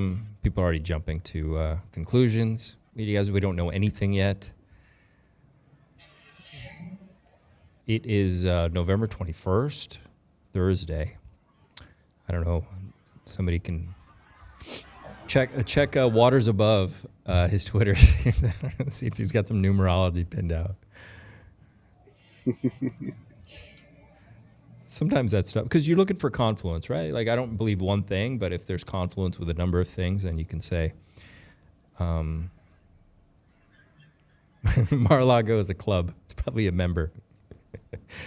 Trump would have been airlifted. That's true, man. He's not going to leave in an ambulance. Right, and then it's like, there's cars of Secret Service following the ambulance. They're not necessarily Secret Service in the ambulance. Right? Someone had a heart attack, who knows? Just caught this. Oh, sorry, I can't play the music. That guy's not listening to good music anyway.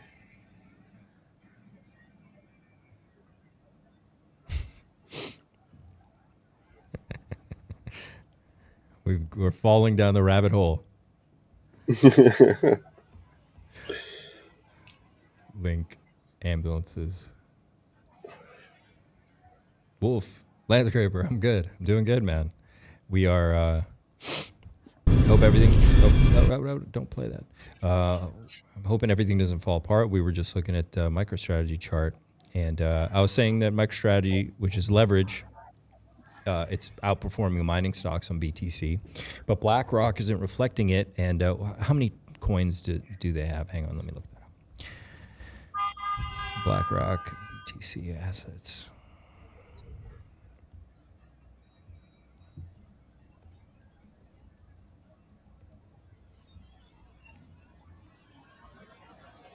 Sorry, guys, I heard Sunny talk about Trump, and this tweet just landed. No, it's good, man. Okay, so when was this from? 11, 12?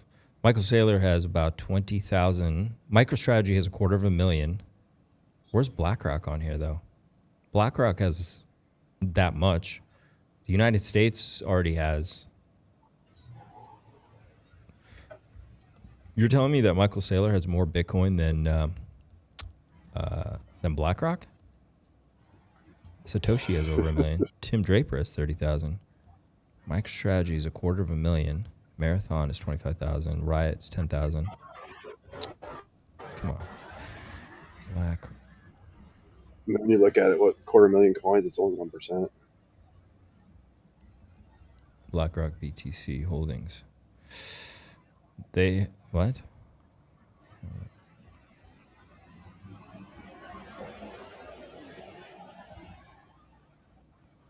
They have apparently 350,000. Yeah, does that sound right? That would mean they should be moving as well. So this is well, I mean, I guess they are kind of moving, but let's see their performance in let's see since September. Okay, they've gone up about 15%. MicroStrategy since September.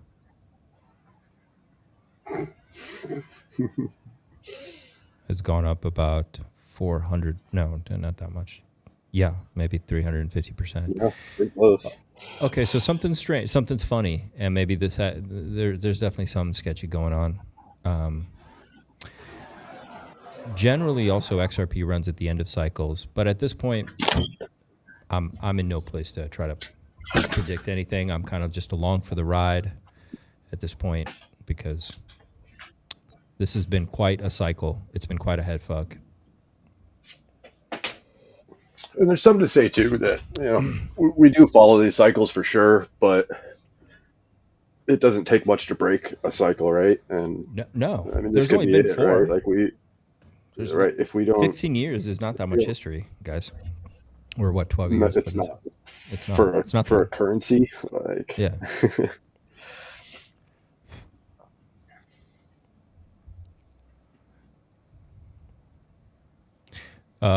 Citron Research shorted MicroStrategy.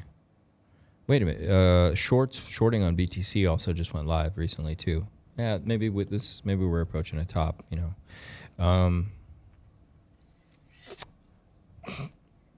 That's insane.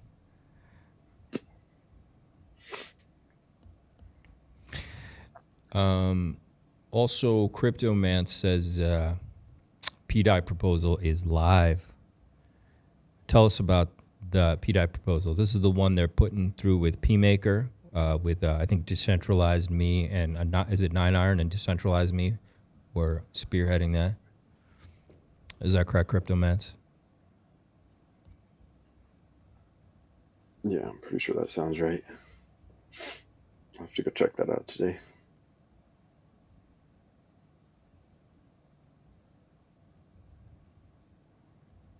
Okay, let's get this. Oh, it's changing here. Okay, let's go. So this guy's got an update.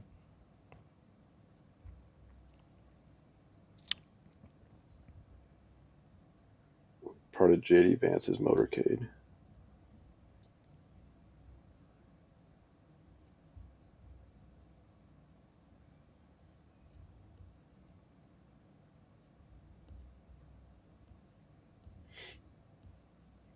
Maybe Elon was a little high on mushrooms and fell and hit his head on a table.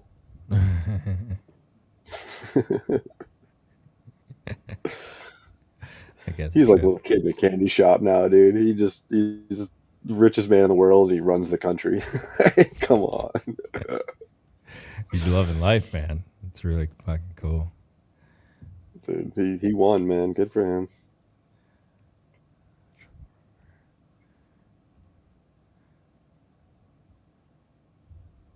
Correct. Shorted MicroStrategy. So shorts could pile up pretty quick on BTC, but the time delay is usually like a week on MicroStrategy to BTC. I don't know. Let's see what happens. Maybe they're seeing how high they can push it.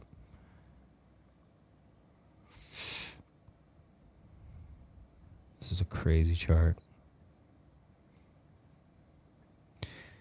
If they're shorting MicroStrategy already, shorting MicroStrategy is shorting Bitcoin at this point.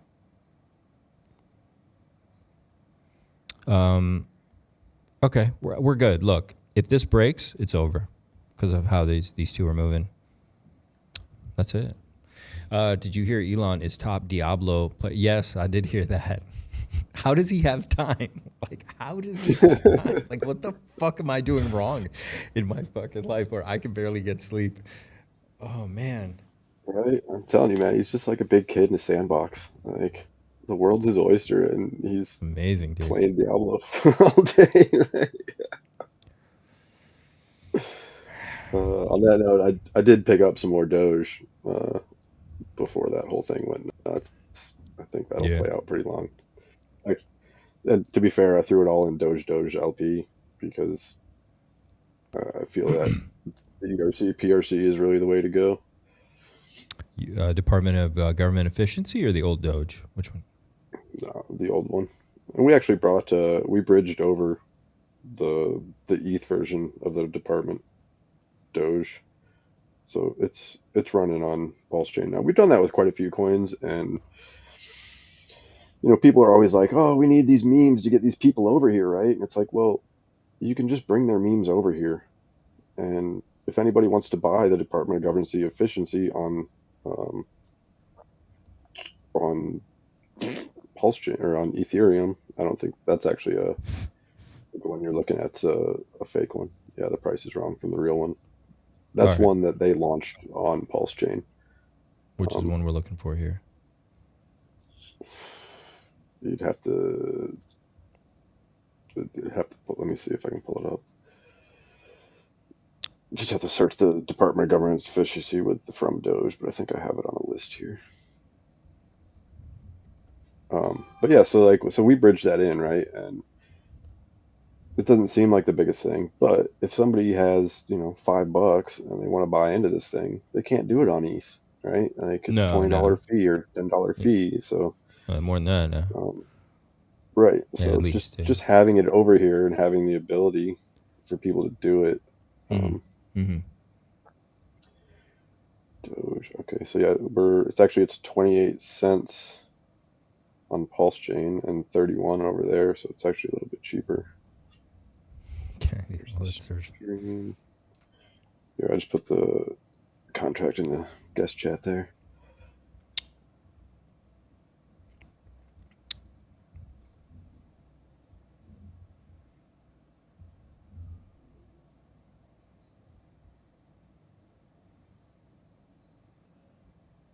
Oof. So you can see, well, okay, so it's only worth its ETH price, right? So when we brought it over here and launched it, people saw a new launch with Department, and they just aped it. So they sent it up to 80 cents or whatever that is, right? And then anyone that wants to go buy it on ETH and come over and just dump the price has the ability to do it. And now it's back at its 0028, right? And if we go look at the real one on Doge or on ETH, so 0031.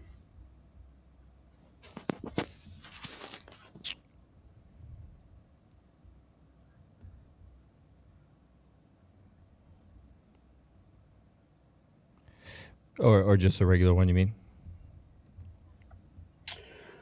Yeah, just it's from ETH counterpart, right? So that's kind of going into the whole "we need memes over here" thing. And there's two ways of looking at that, right? Like, let's say some big whatever well-known token from before comes over here and launches some meme, right? So they bring all these ETH heads over.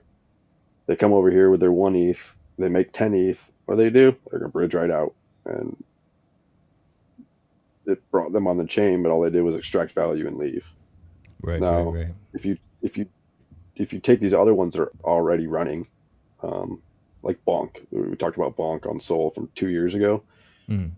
Its Sol fork was on Ethereum, so we brought over the Ethereum fork over to here, so that people that can, you can obviously trade it on Sol, but if you're just an EVM wallet and don't want to trade on ETH for gas, like the Bonk, it's over here versus that price, right? So if Sol has been, it's been going up a lot.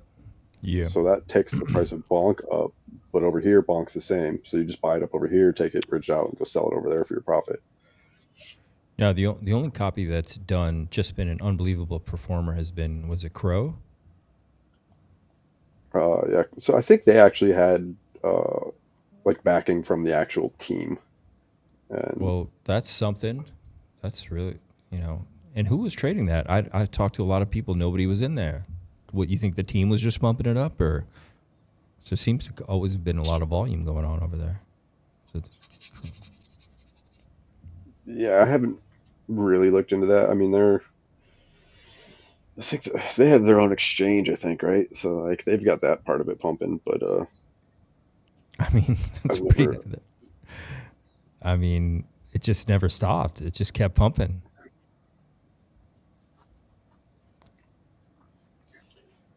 It's $500 million on PulseChain. Like hardly anyone's ever talked about it. Yeah, There's I mean, no it's liquidity. There's no liquidity. None. right, So and I don't understand it. if the people aren't providing it, right, and the team's not providing it, then there just isn't liquidity. Okay. Um, but when I touch on things that mint that were never in an LP that get dumped in it, and how that gives that power to the LP, like it goes for, we talked about Pulse and Pulse Chain and or Pulse X and that airdrop, and then we talked a little bit about the fork copies and how Mm-hmm. that's an airdrop. Mm-hmm. Well, the from Ethereum coins, when you bridge in, you're minting a new coin in this chain and then dumping it into LP, right? So like, I remember when the bridge first opened and Ethereum first came on, people were bridging their Ethereum in and selling it for Pulse. And because of the thin liquidity, they were dumping the price of Ethereum. Like, I mean, we were getting Ethereum for, what was it back then? I think Ethereum was like 2,000 bucks at launch or something. And their price impact was just so crazy that we were buying it at, $600, $700. And honestly, I didn't realize what was going on. I was just like, wait, this is real Ethereum. Like, I can bridge this out at $600. I'm gonna buy it. Mm-hmm. If I could go back and I fully understand that, I would have added as much liquidity as I could at $600 ETH, right? And Mm-hmm. just gotten a huge percent of that pool and earned those trading fees and all that ETH that got minted and dumped right into it. Like,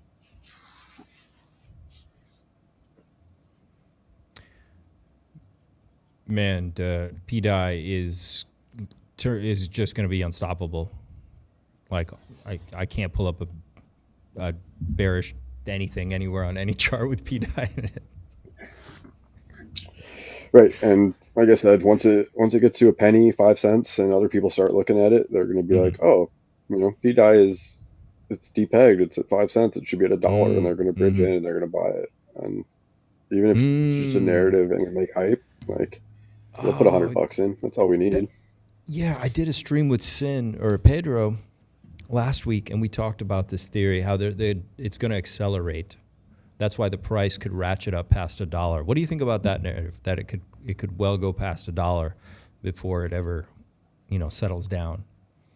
What are your thoughts on that? If you pulled all the liquidity right now and then just boosted the price, you could take it to $100. Mm-hmm. The key to that one is if the maker protocol works right, then that'll keep it at $1 because it's all about like collateralized loans and leverage within the protocol. Mm-hmm. Yeah, I mean, I think the trick is to get it to $1 and keep it there so that when people put the pDAI contract in, they come over here and they think it's the real pDAI. Because in a year or two or 3 or 10, imagine this pegs this year, right? In 10 years, no one's ever going to know that this was an unpegged coin. Mm-hmm. 100%. I mean, in 10 days, everyone's going to forget it's crypto, right? Right. Dude, 100%. 100%. I think it's, no one's going to even care about all this drama if he die.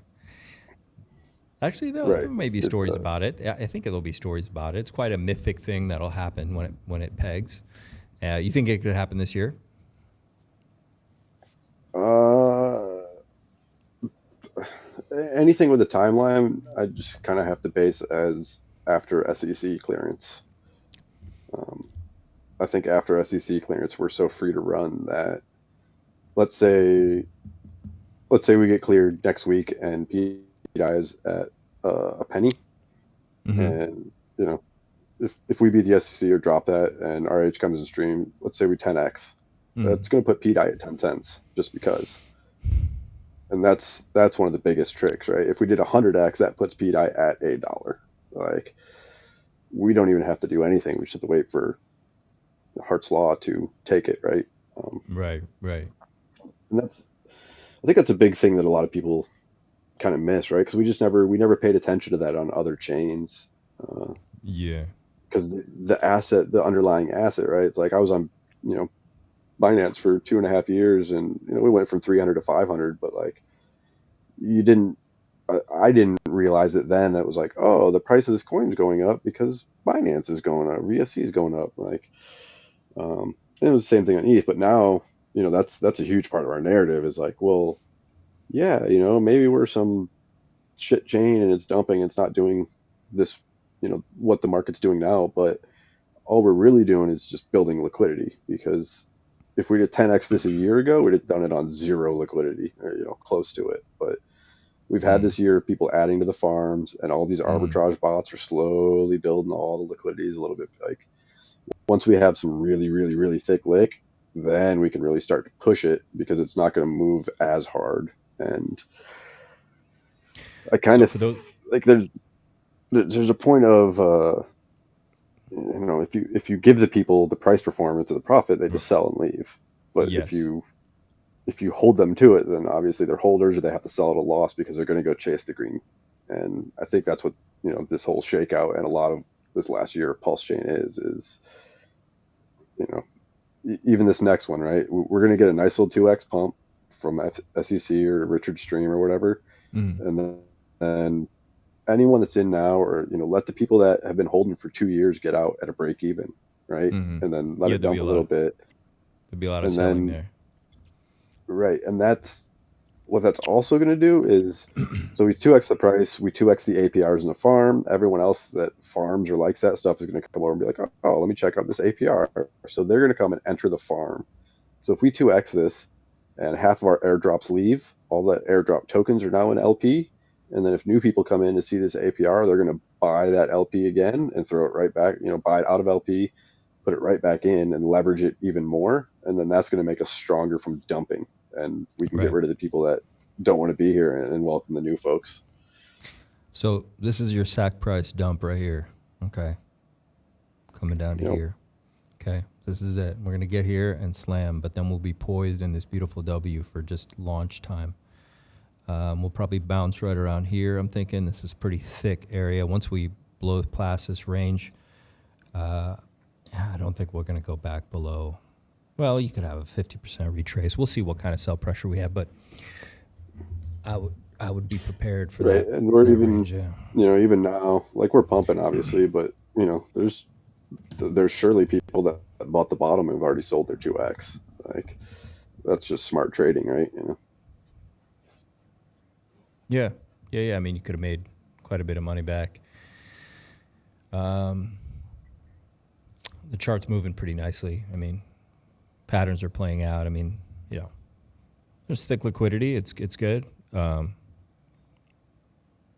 It's going to be amazing. It's going to be amazing. What are you looking forward to the most in the new year, Sunny? What are you looking forward to the most? 2025. Oh, going and enjoying life. You sound like you want the bull run to end. I mean, the reality is I've spent a majority of the last year or so really just trying to educate other people. I'm doing all right. Like my portfolio is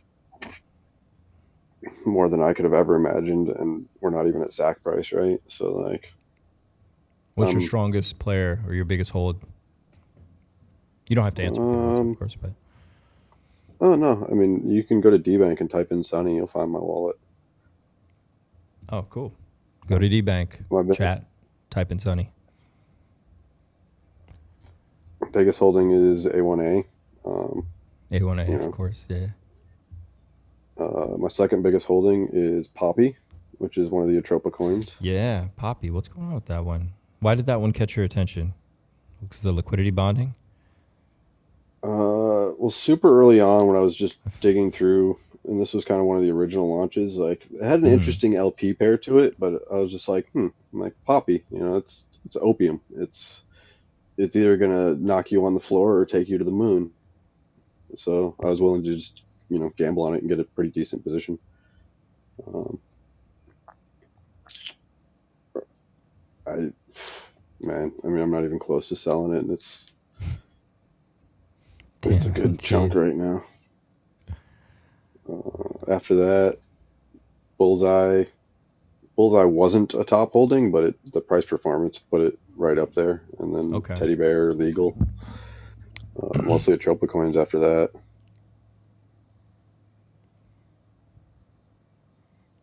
Yeah, Poppy look good. Look how long it took for Poppy to get to the target of this cup and handle, or maybe whatever you want to call it. It's just a bullish pattern over here.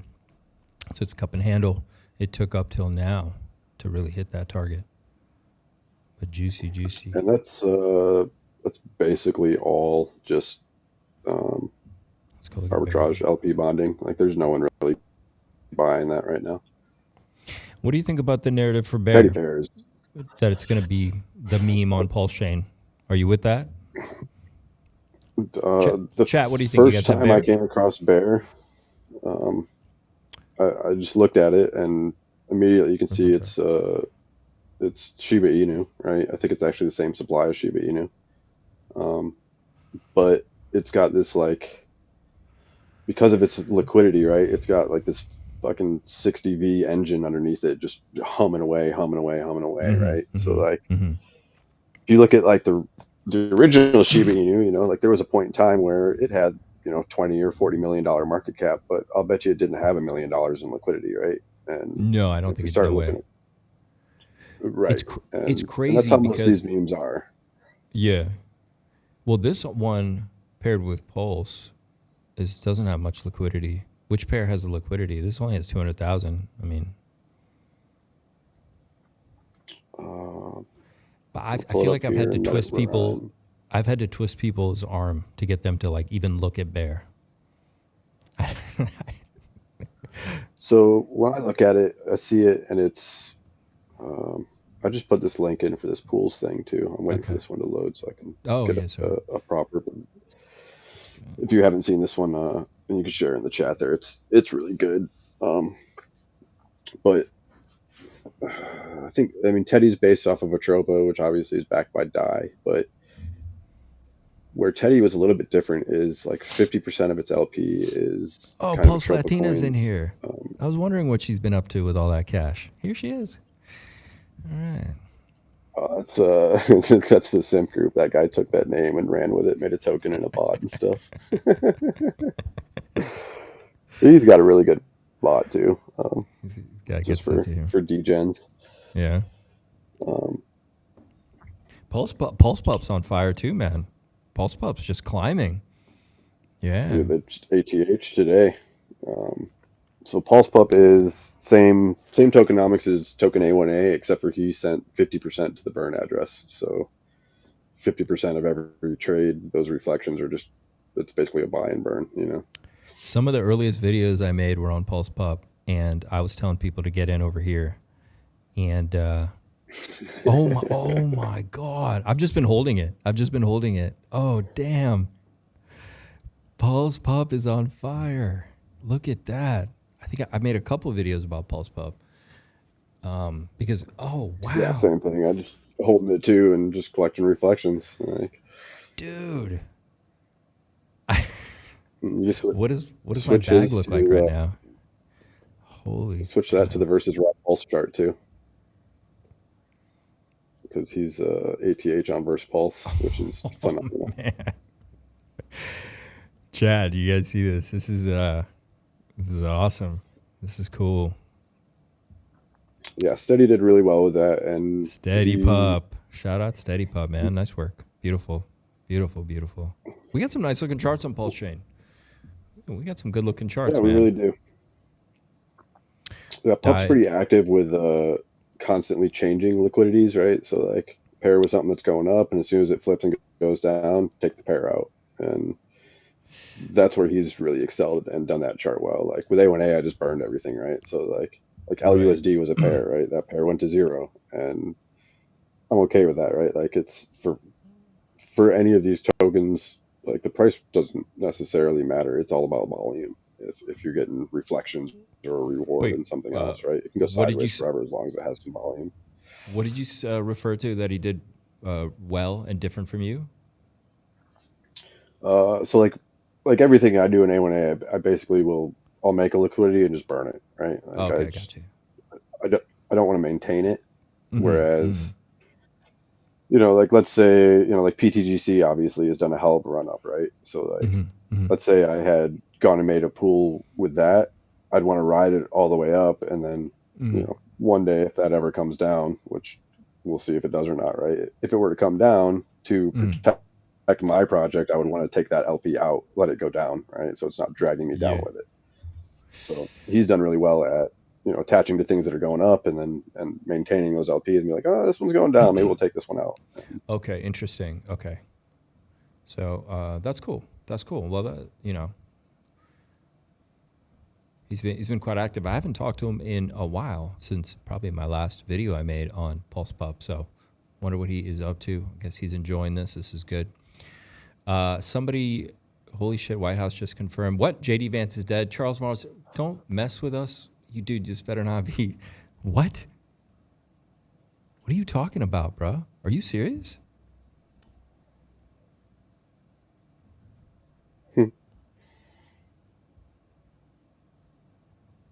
So, you know, chat sometimes they like to play jokes on us. I don't know. Somebody look, put a link in there. Put a link in there. Don't just talk crazy. Somebody said Sunny. Shaq says Sunny does not even hold pDAI. Sunny, yeah, what's up, man? Not in that wallet. Not in that wallet. One, he's not going to show you how many pDAI he has. my hold is in it's in LP because that's where I make money, right? So if you're looking at my D bank, why don't you keep scrolling down and go look at my LPs? And then that's my active trading wallet. I have another storage wallet that's got, I don't know, 7 or 8 million of them in it, let alone a couple other wallets. But I've got my pDAI, bud. What is he doing here? I promise if he doesn't have any, I'll throw him out, man. We'll get rid of him. Okay. Tell that guy to go to the rewarder site and put the dead address in any one of those coins. I've burned 2 million pDAI, which is probably more than he holds. So. Oh wow. I'm actively burning 40 assets on this chain every day. Yeah. And that's literally for the chain. That's for all of you. He's pumping your bags. He's pumping your bags. I'm just creating an LP floor. And just curious on the pDAI thing, when did you realize pDAI was a good arbitrage, a good trade?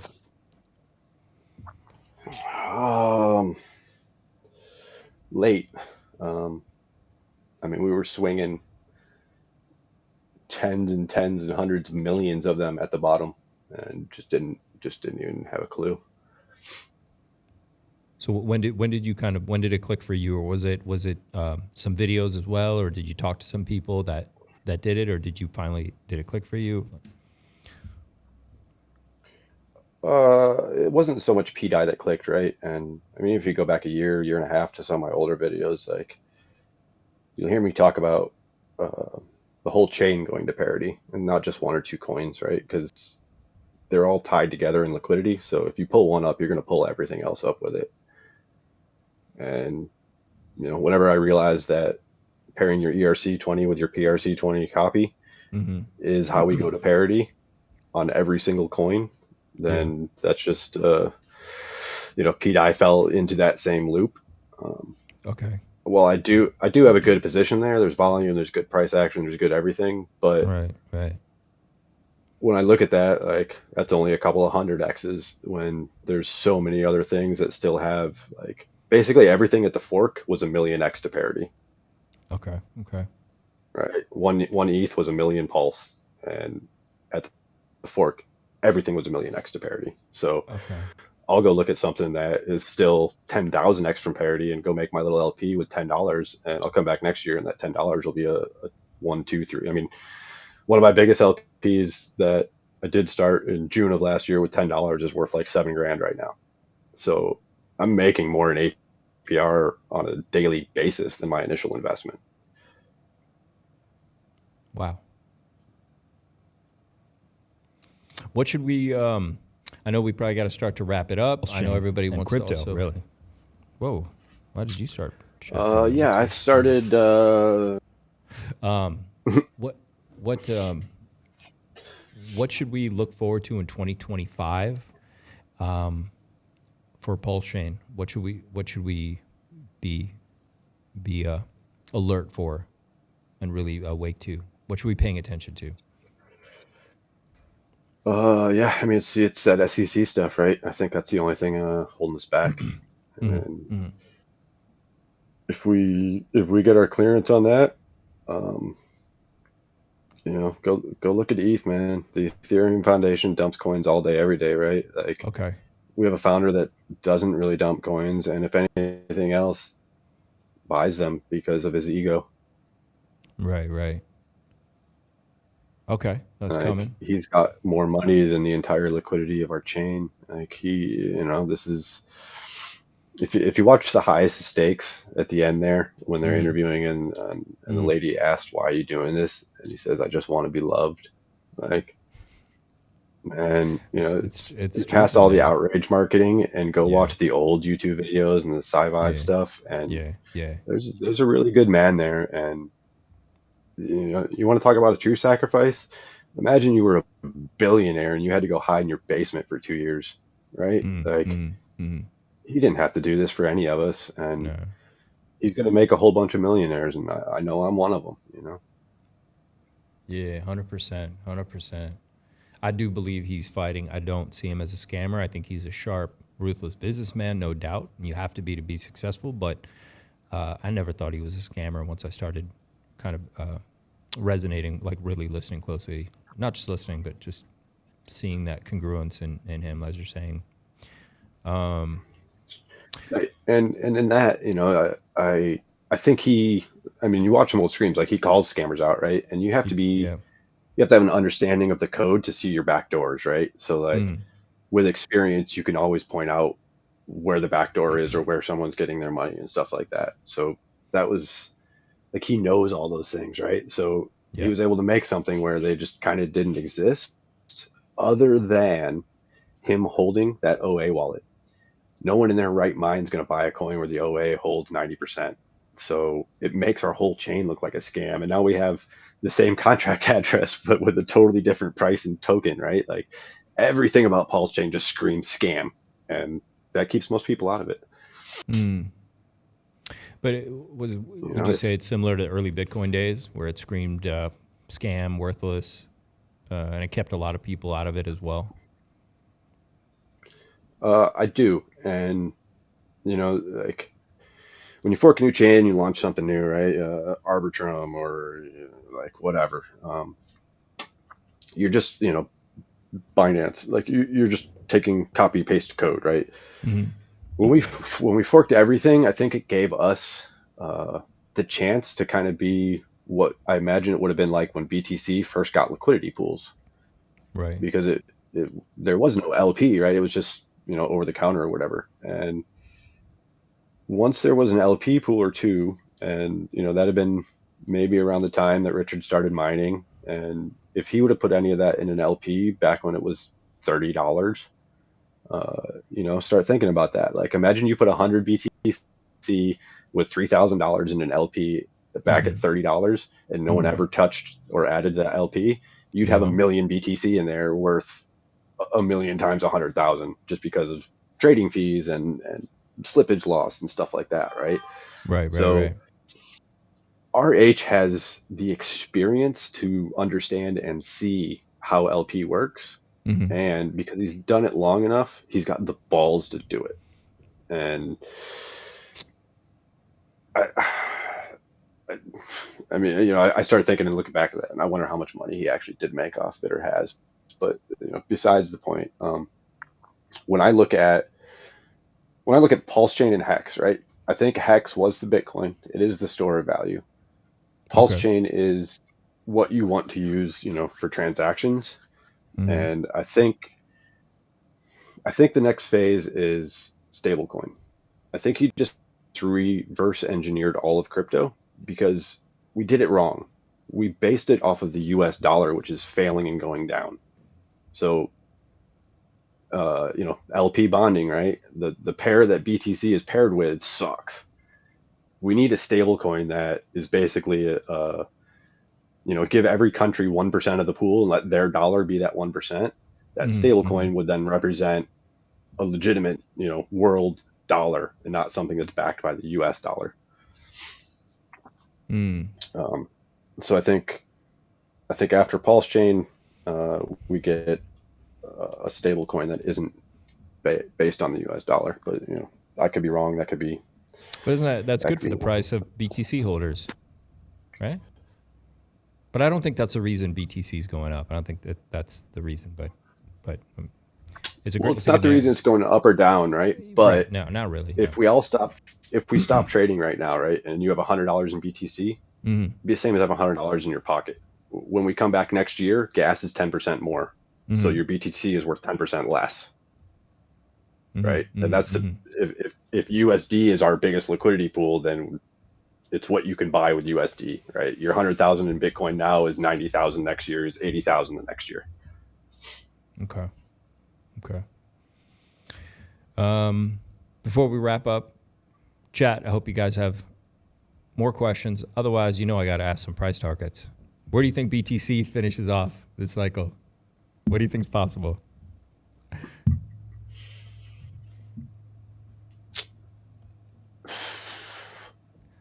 I don't know what the cycle is personally, but A range is I okay. could see us, I could see us hitting the 2x from here. I mean, it's just these next few months in a Trump presidency are really going to play a role, right?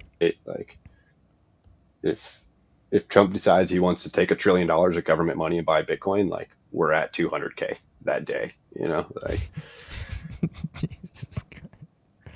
Do you think But that's? think about LP bonding, Oh, right? Like if you took you could get rid of our national debt if you just paired the US dollar to Bitcoin and wrote it.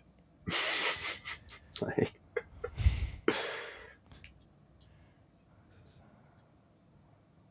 103,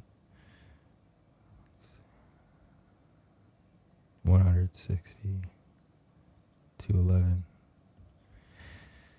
Who knows? Bitcoin to do. And what do you think about Pulse Chain?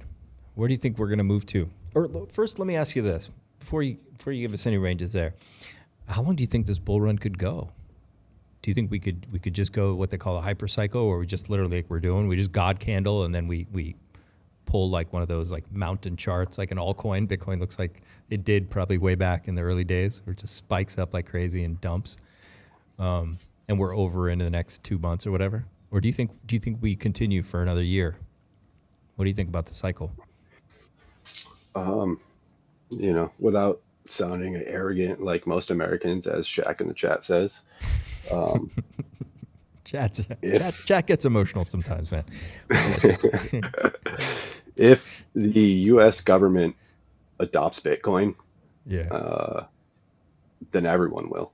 And I mean, that's just, the U.S. government has been fighting us tooth and nail forever, right? And now all of a sudden they're gonna be like, oh wait, never mind, we're gonna buy all this shit, like, and they realize that at a government level, we can all take they don't even care if they 2x us or 10x us. Like we're petty nothing to them. They want us out because they want to own all of it in the floor. Right. And you So look they're at hoping some you of these sell. countries that right, some of these countries that put their money into it, they're up massively, and that helps their country, right? If you Right. Right. like when I say that thing about the national debt, right? Like if you just took $1 trillion and paired it with Bitcoin, and Bitcoin goes up, you have $2 trillion. Like, you can just rally the debt with that.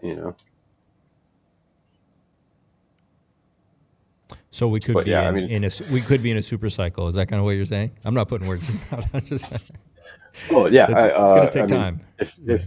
if America goes full blown crypto and starts actually putting government in it, then I don't see a dip coming. Yeah. We'll get a little 100%. retracement here, but I don't see a cycle. I think we break the cycle. Wow. Thanks to let's look at that chart again.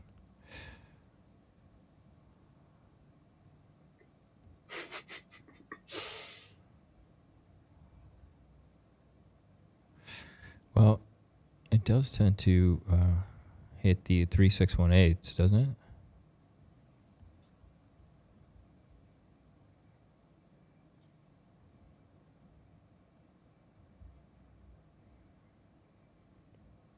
It does like the 3618. Okay. And that would be at just over 200,000. I think it's possible. I think it's possible. I think it's very possible. Did you vote Trump? We're not a political show, guys. What can Teddy do if pDAI pegs at $1? That's a good question. What would Bear be at if pDAI pegs? Or it just gets to $1. It doesn't need to peg, guys. It just needs to get to $1. It's bonded to everything. Right? Yeah, I mean, that's 100x from here. Atropa's on top of that. Teddy's on top of that. Pulse is right there. I mean, it's whatever 100x is now. We're at 40 mil market cap. That'd put us at 4 billion. Yeah, and that's easy. That's easy for Bear, even without pDAI, man. Like, I honestly think that Teddy Bear is going to outperform Shiba and Pepe. Like, it's built to do it, and it has the liquidity backing it. I agree. I'm actually going to put and outer.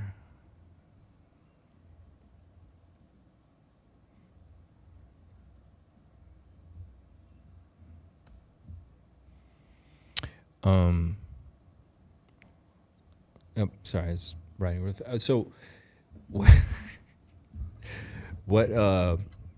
It's actually hard to go from so many numbers to letters suddenly. But what do you think we're gonna do? What kind of numbers do you think we're gonna do with Pulse for the? Because chat wants to know. They're gonna message me nasty stuff. I don't ask you some price targets. So, what do you think Pulse is gonna do from SAC? Like I said, I kind of if we clear this SEC and we go up, we'll have our first pump.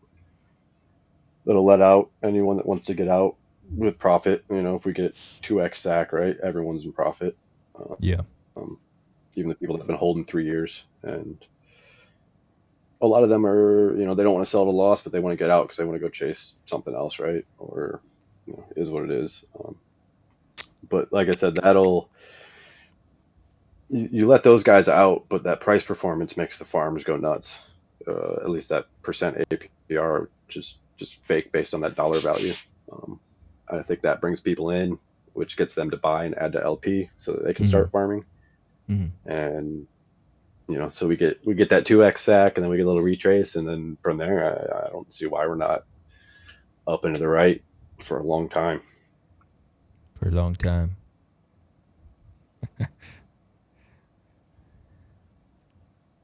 And the beauty of our chain is we are stables.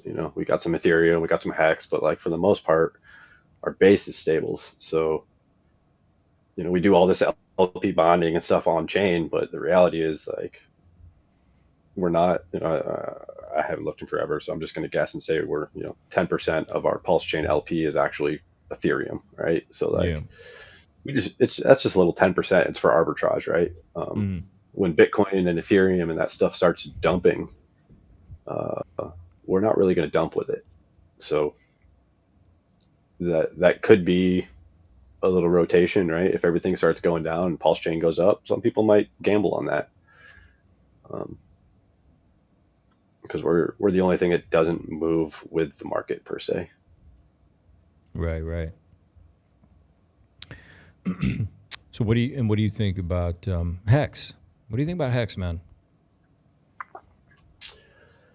I think that if Hex would have just paired ERC and PRC Hex at launch, they'd be doing a whole lot better. You think they should have paired them? I personally don't think that Hex succeeds long term unless they're at parity. Oh, really? Okay, interesting. I mean, it just makes sense to me. They should, if they're interchangeable one-on-one, like it makes more sense, obviously, to do everything over here. But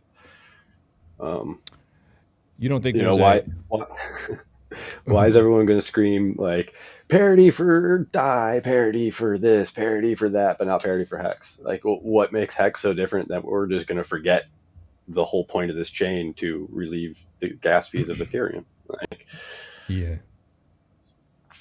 Interesting. I would have thought that maybe having them never at parity is good with their movement being a good thing, actually. But I know what you're saying about them at parity as well. What kind of price do you think Hex needs to get to this cycle to survive and thrive? Honestly, I don't even.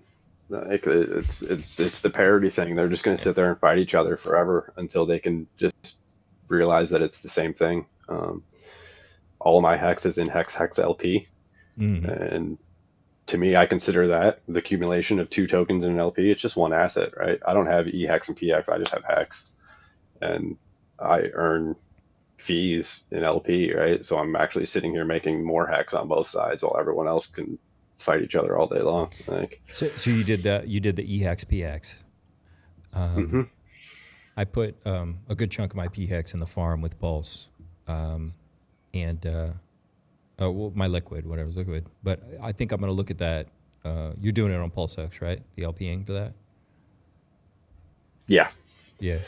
And like one of my coins is Hex LP, and that 2% tax rewards you in Hex LP. Over Halloween, we did a little thing in the Dysnomia with the Lao tokens, and made a little token with basically zero liquidity, and just used our fake money from the Lao tokens to make it a real thing. And now it's, I don't know, 30, 40K in lick, and we burned.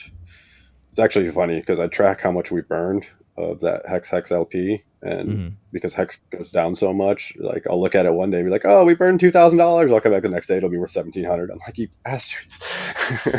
But it's just it's a little token running on our arbitrage that just buys and burns. I noticed that there was no Hex in the dead wallet, so I changed that, and we burned a couple of grand in it, so it's there on the chain forever. And that LP, an ERC PRC LP, if that's the biggest one, that's how you get to parity. Somebody said Bank X is in eHex, that's why it's good not to be in parity, isn't it? You think Bank X are going to get out? Should we care? I don't know anything about them, to be honest. I don't know much about the details, but I think that they may leave a little bit of skin in the game, but they'll probably dump some more. Wait till the eDAI, pDAI farm drops. Yes, that could be coming. Your thoughts on Pulse Lorian's ecosystem? You have any thoughts on that? He might be jealous. He blocked me on Twitter. He blocked you? Why did he block you? No idea. I don't think I've ever even talked to him. Oh, that's weird. My thoughts are his transactions use too much gas to properly rely on arbitrage. He's got too much going on in his contracts. Okay, it's too heavy. The code's too heavy. Well, they do like auto LP, and then like they'll send there's a 1% tax. A quarter goes here, a quarter goes here, a quarter goes here, whatever. It's every one of those actions within the transactions is more gas to be spent. So if just a buy and send is 10 pulse, as soon Mm. as you do an add LP, now you're at, 100 pulse. Do a burn this, now you're at 300 pulse, right? So you just got 30 times the gas fee, and that's the room of arbitrage, because the arbitrage bots are only making a couple of hundred pulse per move anyway. Okay. So it's squeezing mostly the bots. There, it's not allowing the bots to be as effective. That's kind of what I'm taking away from what you're saying. Right, which puts them on, they have to actually make more profit in the Mm. trade to pay the gas that they use. So they're not actually making profit, right? They're just taking it out of the coin and paying Okay. gas with it. Okay. Okay. Whereas if, like that difference, if they have to make 500 pulse versus 10, right? They might Mm. only profit 10 pulse out the back door, but they had to profit that 500 in gas to spend it on gas, Mm. right? So Okay. that's in that arbitrage move, that's direct money that's taken out of that arbitrage rather than just, you know, leveling out the prices in those two pools. And with a with way less gas, they can trigger that arbitrage much earlier and um, with less price movement. Yeah, got you. Okay. But They have yeah, I a don't yeah, I don't excellent want to day. really. I won't talk bad about him. Like I said, he blocked me. I don't know why. Uh, he's got a Don't whole take it ecosystem personal. going. They're doing their thing. They're buying I've and been burning blocked by stuff. And, I've been blocked by a lot of people too, man. Don't I don't take it personal oh, it's anymore. no. I mean, I I'm quick to block people, and I don't care if they get blocked. Like it's Do you not where I block spend people my too? time. Yeah, Oh I yeah. don't buy. Anyone I that don't. anyone that shills on one of my posts, instant block. No. Okay. Yeah. Yeah. Oh, And shilling in then the oh, when they dump their like little like banner for their thing. Yeah. right, or like the sodas, the people that just sit there and make stuff up all day. Like, Oh, what's your? I know we've been going on for a long time, but what's your take on soda? What's your take on soda, man? Now that you bring it up. what was the hack that he thought I think the Axis. Remember the Axis hack? Yes, absolutely. Uh, That there was a hack, and so then oh, yeah. it Go wasn't a ahead. hack. It The wasn't. dude connected his wallet to a fake site, and they stole his coins. Like, They really did. Okay. I don't know what really happened, absolutely. but okay. Yeah, someone he was trying to do something. I want to say maybe it was on Blockbend, right? Okay. And I think it was actually on TG from the story that I heard, right? Like, Mm, you go into the Blockbend TG, and then 10 admins come and DM you, right? Like, they're fake mm, admins. One of them sent him a link. He clicked it. He connected his wallet. Drained it. mm, Period.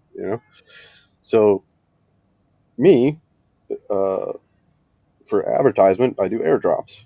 If I send one token of Die Hard to a wallet, it's going to get a drip of pDAI forever until it sells it, right?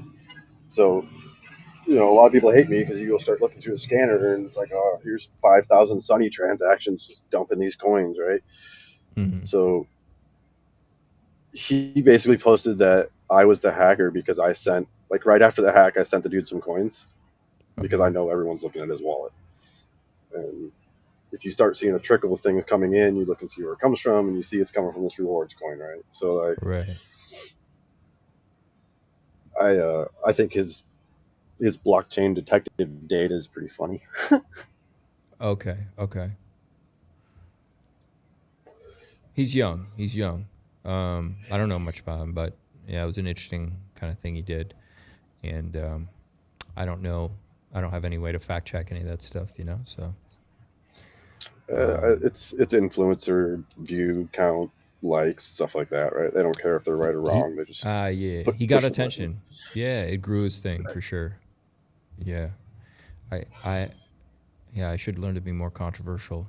I think he lost 1 million bucks for Axis, for of Axis. The guy who got hacked. Yeah, I don't understand. Yeah, it was a pretty big amount, yeah. But I mean, you go look at it. He bought those coins for pennies and was holding them forever. So, I I still look at don't something like that and understand I'm like, how did you how do know to you buy access that early? Like, you that tell too, me you right? didn't get that from an insider play, right? Like, Mm.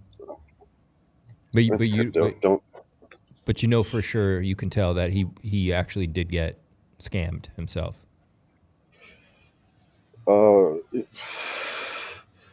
It, it's hearsay, right? Like he Yeah. he came out and personally attacked me because because of other people saying that I was the hacker because I airdropped his wallet tokens.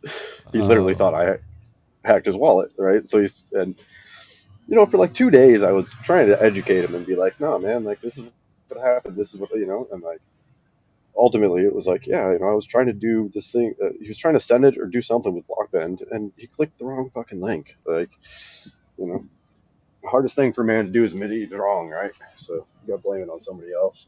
Yeah. Yeah. Well, I don't understand why you sent him. Why did you send stuff to him? I've airdropped almost 2,000 wallets. If you're a top holder in anything or active and don't have Uh-huh. one of my airdrops, I'd be surprised. I don't think I have a. Okay, so you were just airdropping him. Okay, so he thought, okay. Yeah, and if you go look at like the 2822 wallet, right? Like it just has little drips of stuff coming into it all day long. It's like it actually worked. I remember about a year ago, a buddy of mine come on and he tracked like Peaceful or Powley or one of those influencers. He tracked their Mm-hmm. wallet and he saw that on PulseChain the wallet was getting zero point 0.5 ETH, 0.2 ETH, 1 ETH, and he's like, dude, what is this guy got, bro? He's on PulseChain. He's getting like 10 ETH a day. I was like, oh yeah, that's my coin, the mini ETH lab or the meth lab, right? I was Mm-hmm. like, that's PWETH. He's getting 1 PWETH. It's like 0.2 pulse chain, So like somebody on a wallet tracker on Ethereum saw that and came over to pulse chain and was like, how's this guy making so much ETH? So like Mm. that's the advertisement right there. You can't miss it if you're digging in wallets. And if you Yeah. click on the transaction and see where it came from, then Mm-hmm. Mm-hmm. now you're looking at a chart. So What are your thoughts about? Because I know a lot of people have talked about this. It seems to be a popular topic about larger players and whales coming back to the ecosystem just as we turn bullish. Do you have any thoughts about that? Somebody's been around for a second. the game's all about profit, right? Yeah. And we are very anti-whale, which is great because otherwise the whales would come in here, buy out 10 million, do a 10x, and extract 100 million, and then we're all just right back to where we were. Um, uh, it's true though, right? And if you look at it, like I It made is. Yeah. every coin in my ecosystem the same way. Pulse is the smallest pool on most of my stuff to get in. I don't Okay. want whales. Like I want you to go look at the other route if you want to get a big position. It was actually funny. I was talking with Axis the other day, and Mm-hmm. back and forth. He's like, "Oh, I'm looking at this. I want to get a position, but like, there's an entry." I was like, "Well, it's there, but you have to arb out 1,000 liquidity pools. So you got to click $10 at a time, let it arb once, $10 a time, let it arb to get your position, right?" Mm. And whales don't want to do that. And you go back like 4 or 5 days, and there's a nice little god candle on A1A, and it's Axis buying in like $3,500 or something in one click, and then he paired it to LP just to join the project, right? Like, I definitely laughed at myself. It's like it's very anti-whale, and this is how you enter. And he's like, "No, I'm a whale. This is how I enter." Like, so Pulse Chain's that same thing, right? Like you can't just bridge over. Let's say you bridge over $1 million in ETH right now, right? How Yeah. much? What's that price impact just on the ETH pool, right? So you're going to take Yeah. ETH and you're Yeah. going to dump it 2 or 3 or 4%, so that you At can least. pump Pulse Chain 1%, right? Because we have about Yeah. 100 million lick, so $1 million Yeah. of 1% price movement. So like, Yeah. you want to bring 10 million in here, you're pumping our price 10%. Like, Got you.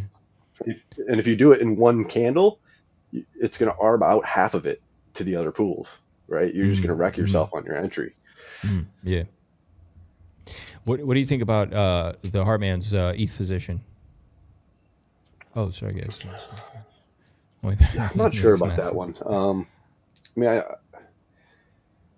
if he'd have done something with it, like he just bought it and held it, right? If he would have LP'd it or shorted it or anything, it would have made more sense, right? And Mm-hmm.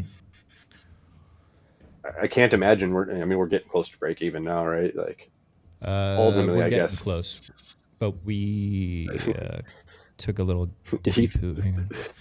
ETH is. Yeah, ETH needs to move, right? It's that little cartoon with the stick, you know. Do something. Oh, there we go. We're getting close. Well, I just charted this. I mean, you got a possible inverse head and shoulders forming here. You know, so you got your target up here at almost 5,000, 4,800, but that's just a double top. That's what scares me about it, because it puts us right exactly, like if you chart this out, you're exactly at the high from 2021, man. So, I mean, you know, I try and think, what was the legal move there, right? Like, is there something with sacrifice funds that they were changed once, or they were sitting in this thing, or originally there was so much, like somewhere there had, you know, there's a chess move there that I just don't think we've seen yet. And maybe I thought so too. Goes to 5K and then he just pumps it into profit, right? Like, it could be that simple, but knowing RH, you know, in the back of my mind, I think it's a legal move somewhere. They're like, this needs to not be here. Maybe put it over here. I thought so too. I thought there may be reasons we don't realize he had to do it. But I think RH did the LPV from that way sacrifice. I don't know. Sunny, they're asking you, do you have a dashboard for all coins? Your ecosystem and everything. It's pretty scattered right now. I've been working, I got a couple guys working on a new website, which actually looks pretty slick. Token cool. A1A, I think, has about 970,000 transactions right now.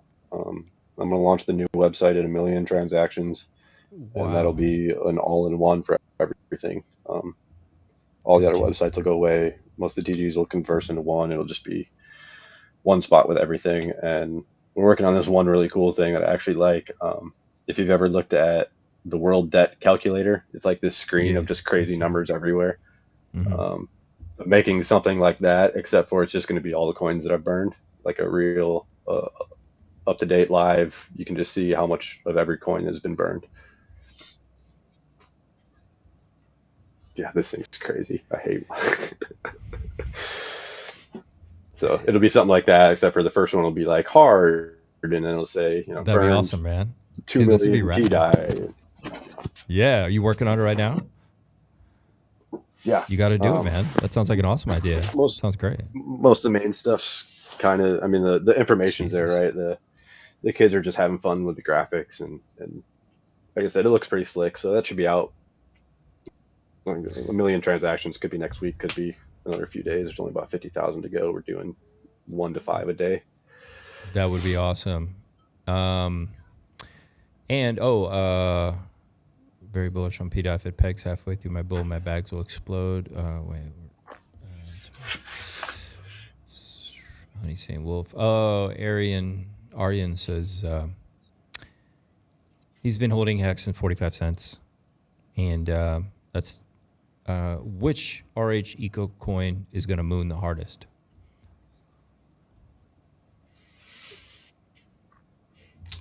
LP bonding, they all kind of go together. If you look at that multiplier effect, right, like Pulse X is kind of on top of Pulse, and then Ink is kind of on top of both of those. So as far as dollar performance, I imagine Ink. Yeah. Especially if we get that wallet one day and the wallet's feeding it fees. It's about time the farmers get paid. We've been farming, hard working, man. Delayed gratification, right? Like you keep farming it and the price keeps going down, but you just know, the longer and longer you just keep stacking. So, you didn't give us a price for Hex, huh? Getting up there. What do you think it has to hit? Yeah, do you have anything on mind? I don't know what the price is now. I don't even follow it, to be honest. Okay. All 4 copies are RH.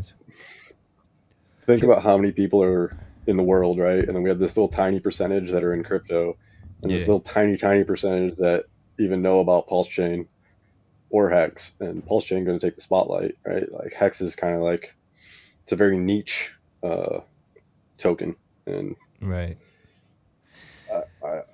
I don't know how many holders there are, but like how many more are you going to get? You know? Yeah. Man, Sunny, you've been Yeah. amazing chat. What do you guys think? I think he's just been filling our heads with incredible alpha and amazing education here. So definitely give him a shout out and a thank you and lots of love and affection. Last question, proof of work Bitcoin. Where's it going? Because there's a low supply. Where do you think it can go? Sunny. I mean, low supplies can always go, right? It's just 6 figures? 7 figures?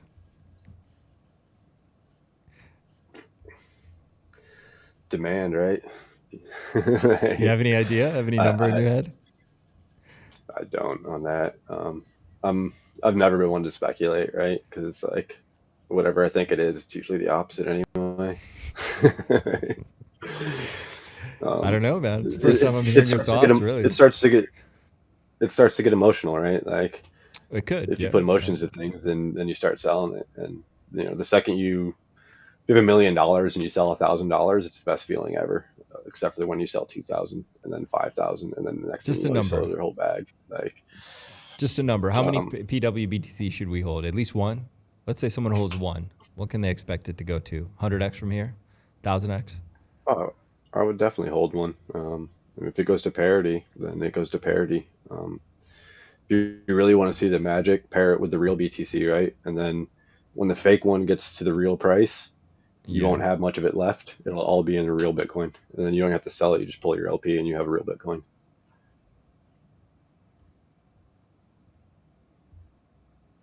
Interesting. Sunny, you are the GOAT. So, Fantastic session. Chat agrees you are the GOAT. Is there anything you want to lead us out with? Really quick, can we have a discussion again? I think I have another million questions to ask you, but we're almost at 3 hours. So will you come back? yeah, definitely.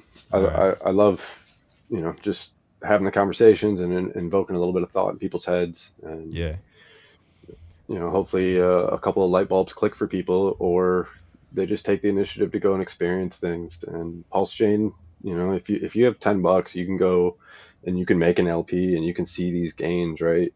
And if you're in an LP with other people, it doesn't matter if you have $1 or $1 million, you're both making the same APR. So you can see the math work, and that education, that knowledge is worth more than anything, really. Like you don't need $1 million to learn that. You just need gas money and token counts.